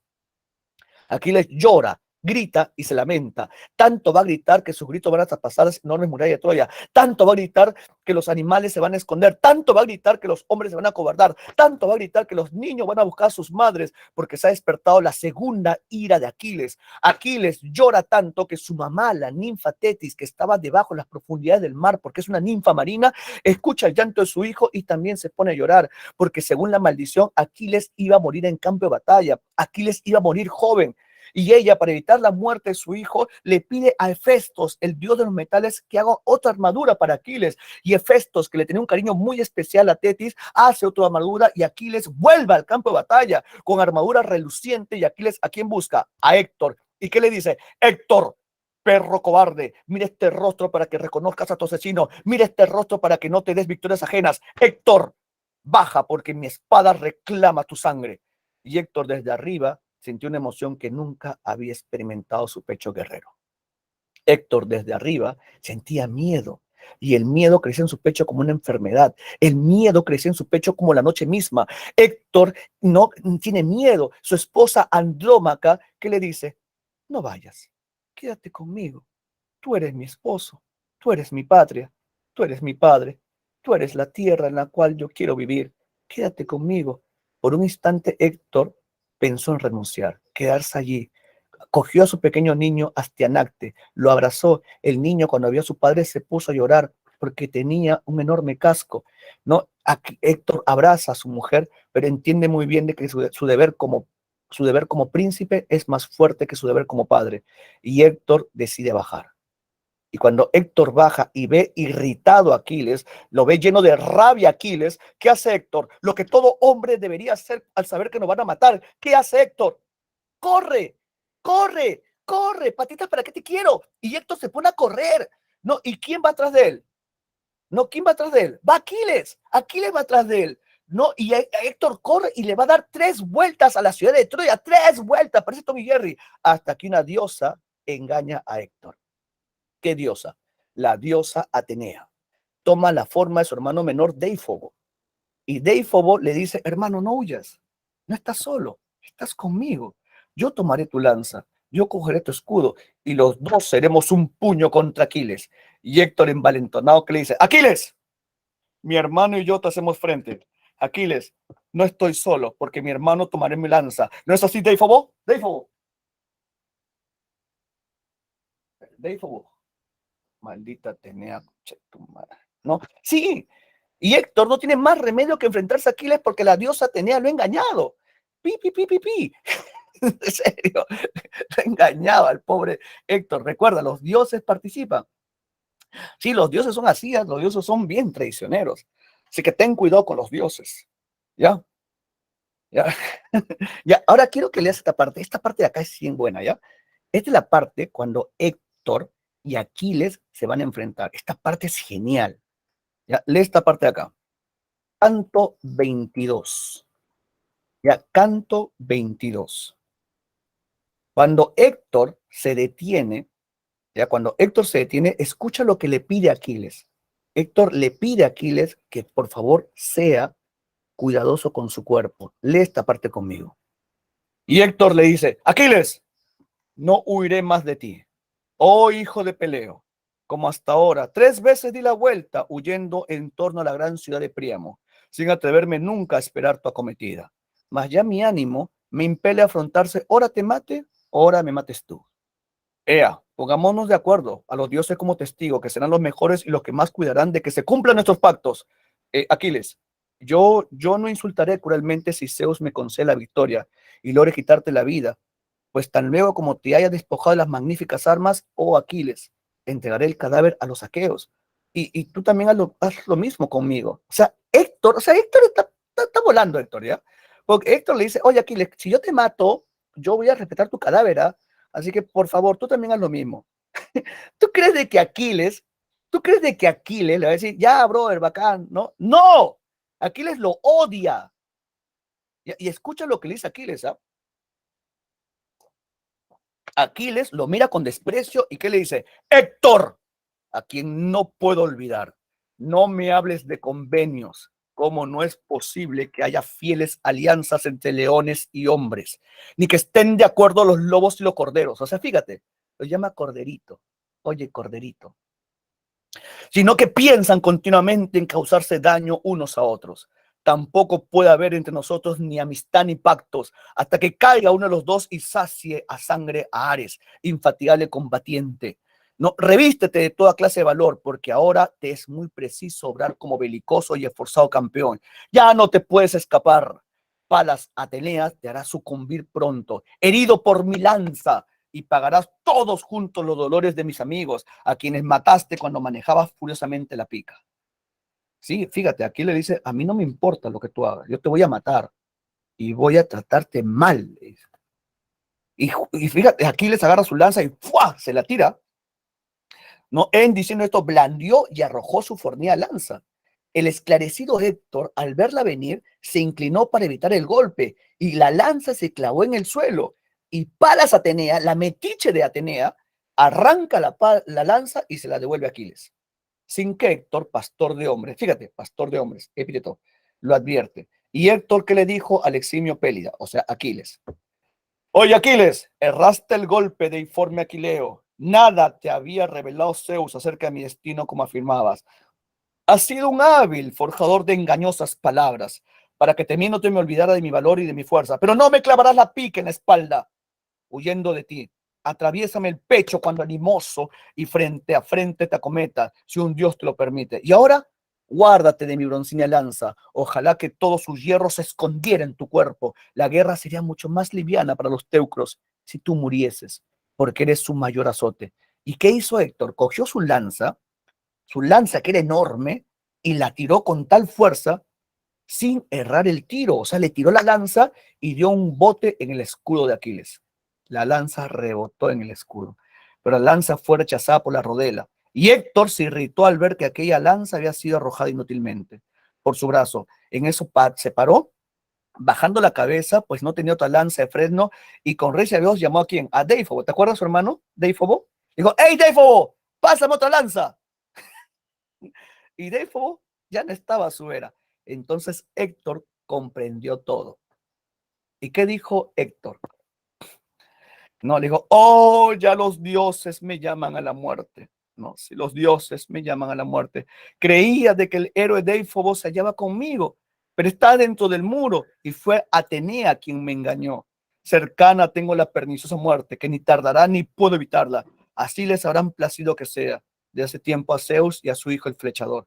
El flechador es Apolo, los cuales, benévolos para conmigo, me salvaban de los peligros. Cumplióse mi destino. Pero no quisiera morir cobardemente, sin gloria, sino realizando algo grande que llegará a conocimiento de los venideros. Ya, fíjate, esta parte de acá es muy buena. Escucha lo que dice Héctor. Héctor sabe que va a morir. Héctor entiende muy bien que su destino ya está, ¿no? Ya está cumplido. Así es, Gianmarco, dignidad, dignidad. Pero no quisiera morir cobardemente y sin gloria, sino realizando algo grande que llegará a conocimiento de los venideros. O sea, aquí Homero está narrando cómo es que los hombres obtienen su grandeza, ¿no? Justo en el momento en el cual van a morir. No me importa saber que voy a morir. Lo importante es dar lo mejor de mí. Por eso es que animes como Shingeki, ¿no? ¿Han visto ustedes Ataque a los Titanes? Los hombres saben que van a morir, pero fíjate lo que hacen. Dan lo mejor de sí. Por eso es que ese anime es tan épico. Se enfrentan a titanes enormes. A pesar no, de la diferencia descomunal del tamaño, ¿no? Terminan enfrentándose y mueren, pero su muerte es digna. Es genial, por eso es que ese anime es tan bueno. Sí, tu profe tiene algo de otaku, pero yo sí me baño. Ya, ya, seguimos. Digna, pero horrible. Yo también me baño por si acá. Sí, pero Jimena, tienes que cambiar de agua. Ya, seguimos.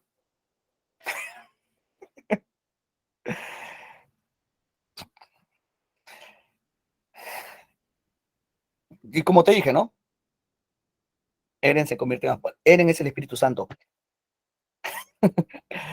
Ya, esto dicho, o sea, Héctor, después de que dijo eso, Héctor desenvainó la aguda espada, grande y fuerte, que llevaba al costado y encogióse, se arrojó como el águila de alto vuelo se lanza a la llanura. Fíjate, se arrojó como el águila. Figura literaria, símil. Una figura muy recurrente en la Ilíada y en la Odisea es el uso del símil, ¿ya? El uso del símil y también el epíteto. Apunta eso, uso recurrente del símil y el epíteto. Se arrojó como el águila de alto vuelo se lanza a la llanura, atravesando las pardas nubes para arrebatar la tierna correría o la tímida liebre. De igual manera arremetió Héctor blandiendo la aguda espada. Y esta parte es genial, esta parte es brutal, esta parte es muy buena, cuando Héctor y Aquiles se mechan entre sí. Lee esta parte. Aquiles, embistioso a su vez con el corazón rebosante feroz cólera, defendía su pecho con el magnífico escudo labrado y movíase el luciente casco de 4 abolladuras, haciendo ondear las bellas y abundantes crines de oro que Festo colocara en la cimera. Fíjate cómo los dos pelean como si fuera una danza, un baile. Como el véspero, que es el lucero más hermoso de cuanto hay en el cielo, se presenta rodeado de estrellas en la oscuridad de la noche. De tal modo brillaba la pica de larga punta que en su diestra blandía Aquileo, mientras pensaba en causar daño al divino Héctor, y miraba cuál parte del hermoso cuerpo del héroe ofrecía menos resistencia. O sea, mientras peleaban, Aquiles miraba qué parte puedo herir. Este lo tenía protegido por la excelente armadura que le quitó a Patroclo después de matarle, y solo quedaba descubierto el lugar en que las clavículas separan el cuello de los hombros, la garganta. La única parte que estaba descubierta era la garganta, que es el sitio por donde más pronto sale el alma. Por allí el divino Aquileo, ¿qué crees que hizo? Envasó de la pica a Héctor, que ya la atacaba, y la punta atravesó el delicado cuello. Aquiles le atravesó el cuello a Héctor y la lanza la atravesó y le salió por la nuca, asomó por la nuca, pero no le cortó el garguero con la pica de fresno que el bronce hacía ponderosa para que pudiera hablar y responderle. Héctor cayó en el polvo y el divino Aquiles se jactó del triunfo diciendo, escucha, Héctor cae y Aquiles, escucha lo que le dice, ¿eh? Héctor, cuando despojabas el cadáver de Patroclo, sin duda te creíste salvado y no me temiste a mí porque me hallaba ausente. Necio, quedaba yo como vengador, mucho más fuerte que él, en las cóncavas naves, y te he quebrado las rodillas. A ti, los perros y las aves te despedazarán ignominiosamente, y a Patroclo, los aqueos, le harán honras fúnebres. Fíjate, Aquiles atravesó el cuello de Héctor, y cuando Héctor cae, Aquiles lo sigue insultando. Yo voy a hacer de que tu cuerpo sea alimento de perros y aves.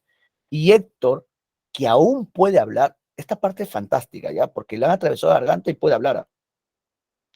Y Héctor le ruega, y escucha lo que le dice. Aquiles, te lo ruego por tu alma, por tus rodillas y por tus padres. No permitas que los perros me despedacen y devoren junto a las naves aqueas. Acepta el bronce y el oro que abundancia te harán mi padre y mi venerada madre, y entrega a los míos el cadáver para que lo lleven a mi casa, y los troyanos y sus esposas lo pongan en la pira. Y Aquiles, cuando escuchó eso, ¿tú crees que Aquiles iba a aceptar? Aquiles le dice, no me supliques, perro, por mis rodillas ni por mis padres. Ojalá el furor y el coraje me incitaran a cortar tus carnes y a comérmelas crudas. Tales agravios me has inferido, nadie podrá apartar de tu cabeza los perros, aunque me den 10 o 20 veces el debido rescate y me prometan más, aunque Príamo Dardánida ordene redimirte a peso en oro, ni aún así la venerada madre que te dio a luz te pondrá en su lecho para llorarte, sino que los perros y las aves de rapiña destrozarán tu cuerpo. Fíjate, Aquiles cómo está lleno de rabia. Y Héctor, ¿qué le dijo? Aquiles, bien te conozco, y no era posible que te persuadiese, porque tienes en el pecho un corazón de hierro. Guárdate que te traiga sobre ti la cólera de los dioses, el día en que Paris y el febo Apolo te harán perecer. No obstante tu valor en las puertas de Eseas. Y se murió. Apenas acabó de hablar, la muerte le cubrió con su manto. El alma voló de los miembros y descendió al Hades, llorando su suerte. O sea, Héctor, el alma de Héctor está llorando, porque dejaba un cuerpo vigoroso y joven. Y el divino Aquileo le dijo, aunque muerto le viera. ¿Y qué le dijo? ¡Muere! Y yo perderé la vida cuando Zeus y los demás dioses inmortales dispongan que se cumpla mi destino. Fíjate cómo es Aquiles. Y Aquiles cumplió su promesa. ¿Sabes lo que hizo Aquiles? Aquiles quiero ser Aquiles.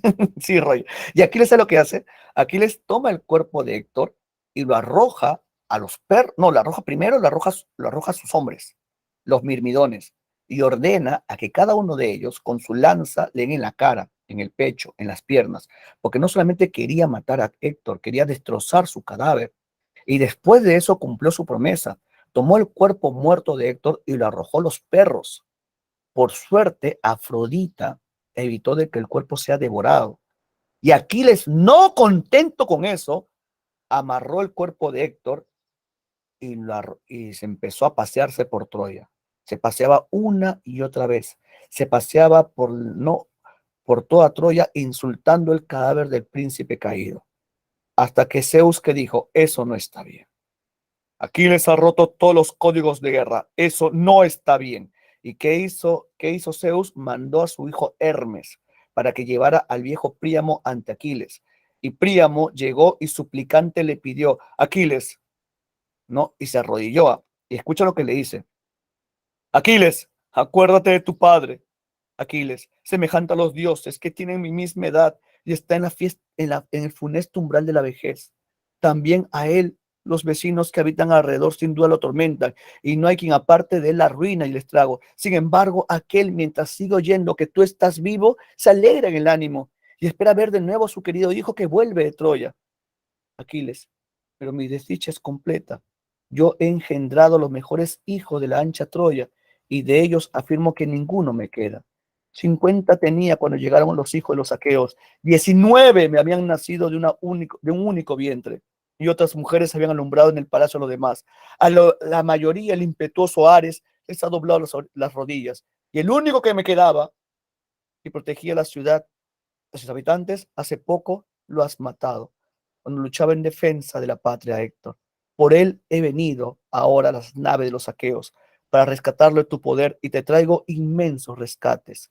Respeta a los dioses, Aquiles, y ten compasión de mí. Por la memoria de tu padre, yo aún soy más digno de piedad y he osado hacer lo que ningún terrestre mortal haría hasta ahora. Acercar mi mano, acercar mi boca a la mano del asesino de mi hijo. O sea, Príamo se ha arrodillado el viejo rey de Troya, la ciudad que nunca había caído, la ciudad que nunca se había doblegado, el rey que nunca se había avergonzado, ahora está arrodillado y besando la mano del hombre que con esa misma mano le ha quitado la vida a su hijo y a todos sus hijos. Príamo se pone a llorar y le suplica, y cuando Aquiles escucha eso, también se pone a llorar. Aquiles se pone a llorar porque recuerda a su padre, el viejo rey Peleo, ¿no? Y Aquiles le dice, viejo, siéntate conmigo. Y Príamo dice, no me digas que me siente mientras mi hijo está fuera, ¿no? Te pido y te exijo que devuelvas el cuerpo de mi hijo. Y aquí Aquiles amarga. No me digas a mí qué hacer, viejo. Yo he decidido, por orden de Zeus y por mi madre, devolverte a tu hijo. Así que no me irrites en el corazón y no me importa que seas suplicante, porque si no te quitaré la vida. Y aquí Príamo se asustó y se cayó. Aquiles manda a traer el cuerpo de Héctor, lo manda a cubrir de hermosos ropajes, le lava la cara y se le entrega. Y Príamo se lleva el cuerpo de su hijo. Se lleva el cuerpo de su hijo y esta parte es muy triste. Que cuando se lo lleva, su esposa Andrómaca se pone a llorar. Ahí está Andrómaca y su hijo, el pequeño niño Estianacte. Y Andrómaca escucha ya que esta es la parte final ya. Dentro ya del magnífico palacio pusieron el cadáver en un torneado lecho e hicieron sentar a su alrededor cantores que entonaban el treno. Estos cantaban con voz lastimera y las mujeres respondían con gemidos. Y en medio de ellas, ¿quién estaba? Andrómaca, la esposa de Héctor, la de nibios brazos, epíteto, que sostenía con las manos, sostenía con las manos la cabeza de Héctor. Héctor, matador de hombres. ¿Y ella qué dijo?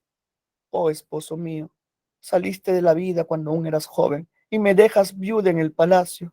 El hijo que tenemos nosotros, ay infeliz, que hemos engendrado es todavía un niño y no creo que llegue a la juventud.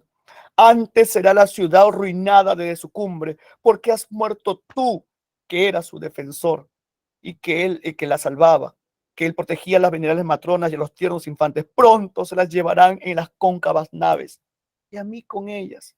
Y tú, hijo mío, o me seguirás y tendrás que ocuparte en viles oficios, trabajando en provecho de un amo cruel, o aquel aqueo te cogerá de la mano y te arrojará de lo alto de una torre, muerte horrenda, hijo mío, porque tu padre Héctor le habrá matado al hermano, al padre o al hijo, pues muchos aqueos mordieron la vasta tierra a manos de Héctor.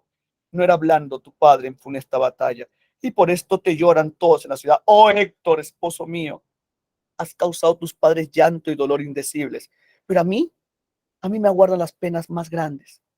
Ni siquiera pudiste, antes de morir, tenderme los brazos desde el lecho, ni hacerme saludables advertencias que hubiera guardado, que hubiera recordado siempre de noche y de día con lágrimas en los ojos.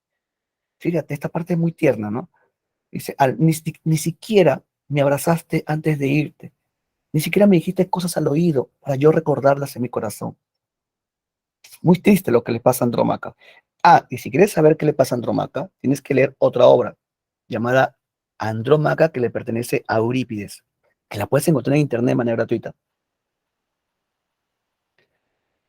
Y si tú crees que Andrómaca sufría, ahora la mamá, Hécuba, la reina Hécuba también sufre. Héctor, el hijo más amado de mi corazón, no puedes dudarse de que en vida fueras caro a los dioses, pues no se olvidaron de ti en el trance fatal de la muerte. Aquiles, el de los pies ligeros, a los demás hijos míos que logró coger, vendiólos al otro lado del mar estéril, en Samos, Imbros, Olemos, de escarpada costa. A ti, después de arrancarte el alma con el bronce en la larga punta, te arrastraba muchas veces en torno al sepulcro de tus compañeros, Patroclo, a quien mataste, mas no por esto resucitó a su amigo. Y ahora, hijo mío, yaces en el palacio tan fresco como si acabasas de morir, y semejante al que Apolo, el de argenteo arco, mató con sus suaves flechas. Y la pobre Hécuba se pone a llorar. Tantos hijos habían muerto, tantos hijos que nacieron de su vientre han mordido la tierra. Y Aquiles Héctor fue llevado a una pira funeraria. Y cuando prenden el fuego, después de un día, escucha lo que pasa. Cuando amanece, todos se reunieron y apagaron, ¿no? Apagaron la pira con negro vino. Aquí llamaba Y seguidamente los hermanos y los amigos, gimiendo y corriendo las lágrimas por las mejillas, recogieron los blancos huesos y colocaron en una urna de oro, envueltos en fino velo de púrpura. O sea, los restos de Héctor que ya se había quemado. Depositaron la urna en el hoyo, ¿no? La urna en el hoyo, que cubrieron con muchos y grandes piedras, amontonaron la tierra, hicieron el túmulo. Habían puesto centinelas por todos lados para vigilar si los saqueos de hermosas grebas los atacaban. Levantado el túmulo, volvieron y reunidos después en el palacio del rey Príamo, alumno de Zeus, celebraron el espléndido banquete fúnebre. Y así terminó la Ilíada, con las honras fúnebres de Héctor, domador de caballos. La Ilíada termina de esta manera. La Ilíada termina de esta manera. La Ilíada termina con las honras fúnebres, no de Héctor. ¿Sí? Y San Marcos este año hizo una pregunta en la Ilíada y puso una imagen que la misita me ha mandado. A ver. Un ratito. Ya. Quiero que veas la imagen, ¿ya? Antes de desconectarnos. Profesor, creo que vino una pregunta de por qué Héctor se va a la batalla, si no. Sí. Voy a compartir, ajá. Así es. Vino justo esa pregunta. Ya lo voy a compartir ahorita. Déjame acá, descarga las imágenes. Esta imagen de acá. Ya. Compartir imágenes. Profe, como murieron los hijos de Príamo y las flechas de Apolo no afectaban a la historia. No, las flechas de Apolo. Es que no fueron las flechas de Apolo, fue Aquiles, con la influencia de los dioses. Aquiles mató a muchos hijos de Príamo. Y no solamente Aquiles, también Patroclo. O sea, las flechas de Apolo afectaron a los soldados. Y aparte que Apolo mató a aqueos, no troyanos. Así es, Yasmín.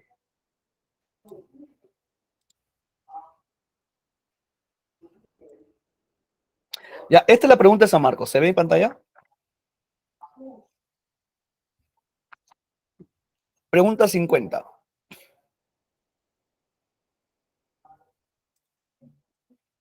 En la imagen de cerámica griega adjunta se presenta una escena del canto 6, de la Ilíada. El príncipe Héctor se despide de su esposa Andrómaca y de su hijo menor. Recuerda que su hijo se llama Astianacte, ¿no? Marca la opción que explica el motivo que lleva a Héctor a seguir en combate alejado de su familia. ¿Por qué Héctor decide bajar a combatir? Porque él sabía que su deber como príncipe era más fuerte que su amor como padre. Así que, ¿cuál sería? ¿Cuál sería la clave? La A, así es, porque él es la defensa de Troya. Él es el brazo armado de Troya, el escudo que protege la ciudad. La clave es la A. Él asume la defensa de Troya como un deber cívico con su ciudad. Busca enfrentar a Aquiles y derrotarlo para salvar a su patria. Héctor sabía muy bien de que iba a morir.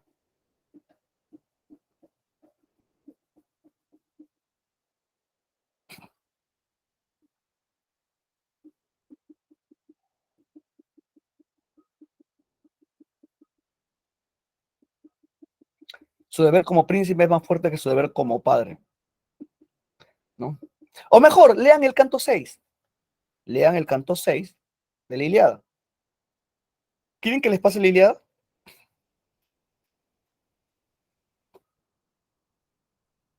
Ya, les paso la Ilíada, ¿ya? Nos queda en el tintero ya la Odisea y nos queda Edipo Rey. ¿Te parece bien que la próxima semana, en la primera media hora, hagamos estas 2 obras? ¿Sí? Ya, igual te voy a pasar el material. Ya, igual te voy a pasar el material para que lo revises y lo leas. En el material ya está la Odisea y también está Edipo Rey. ¿Ya?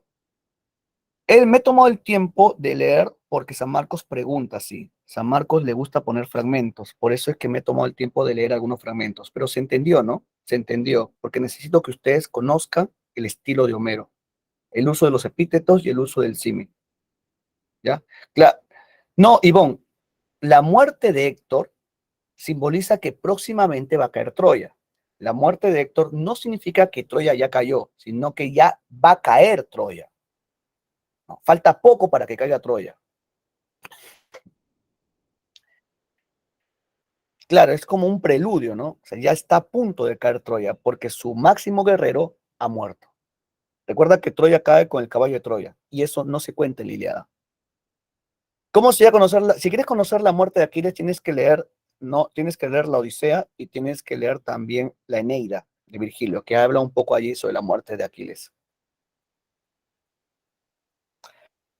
Ya, bueno, aquí nos quedamos. Ahora sí me despido. Nos vemos, chicos. Cuídense bastante. Un abrazo para todos. Bendiciones hogares. Que los dioses los protejan. Que los dioses estén con ustedes. Chao, chao.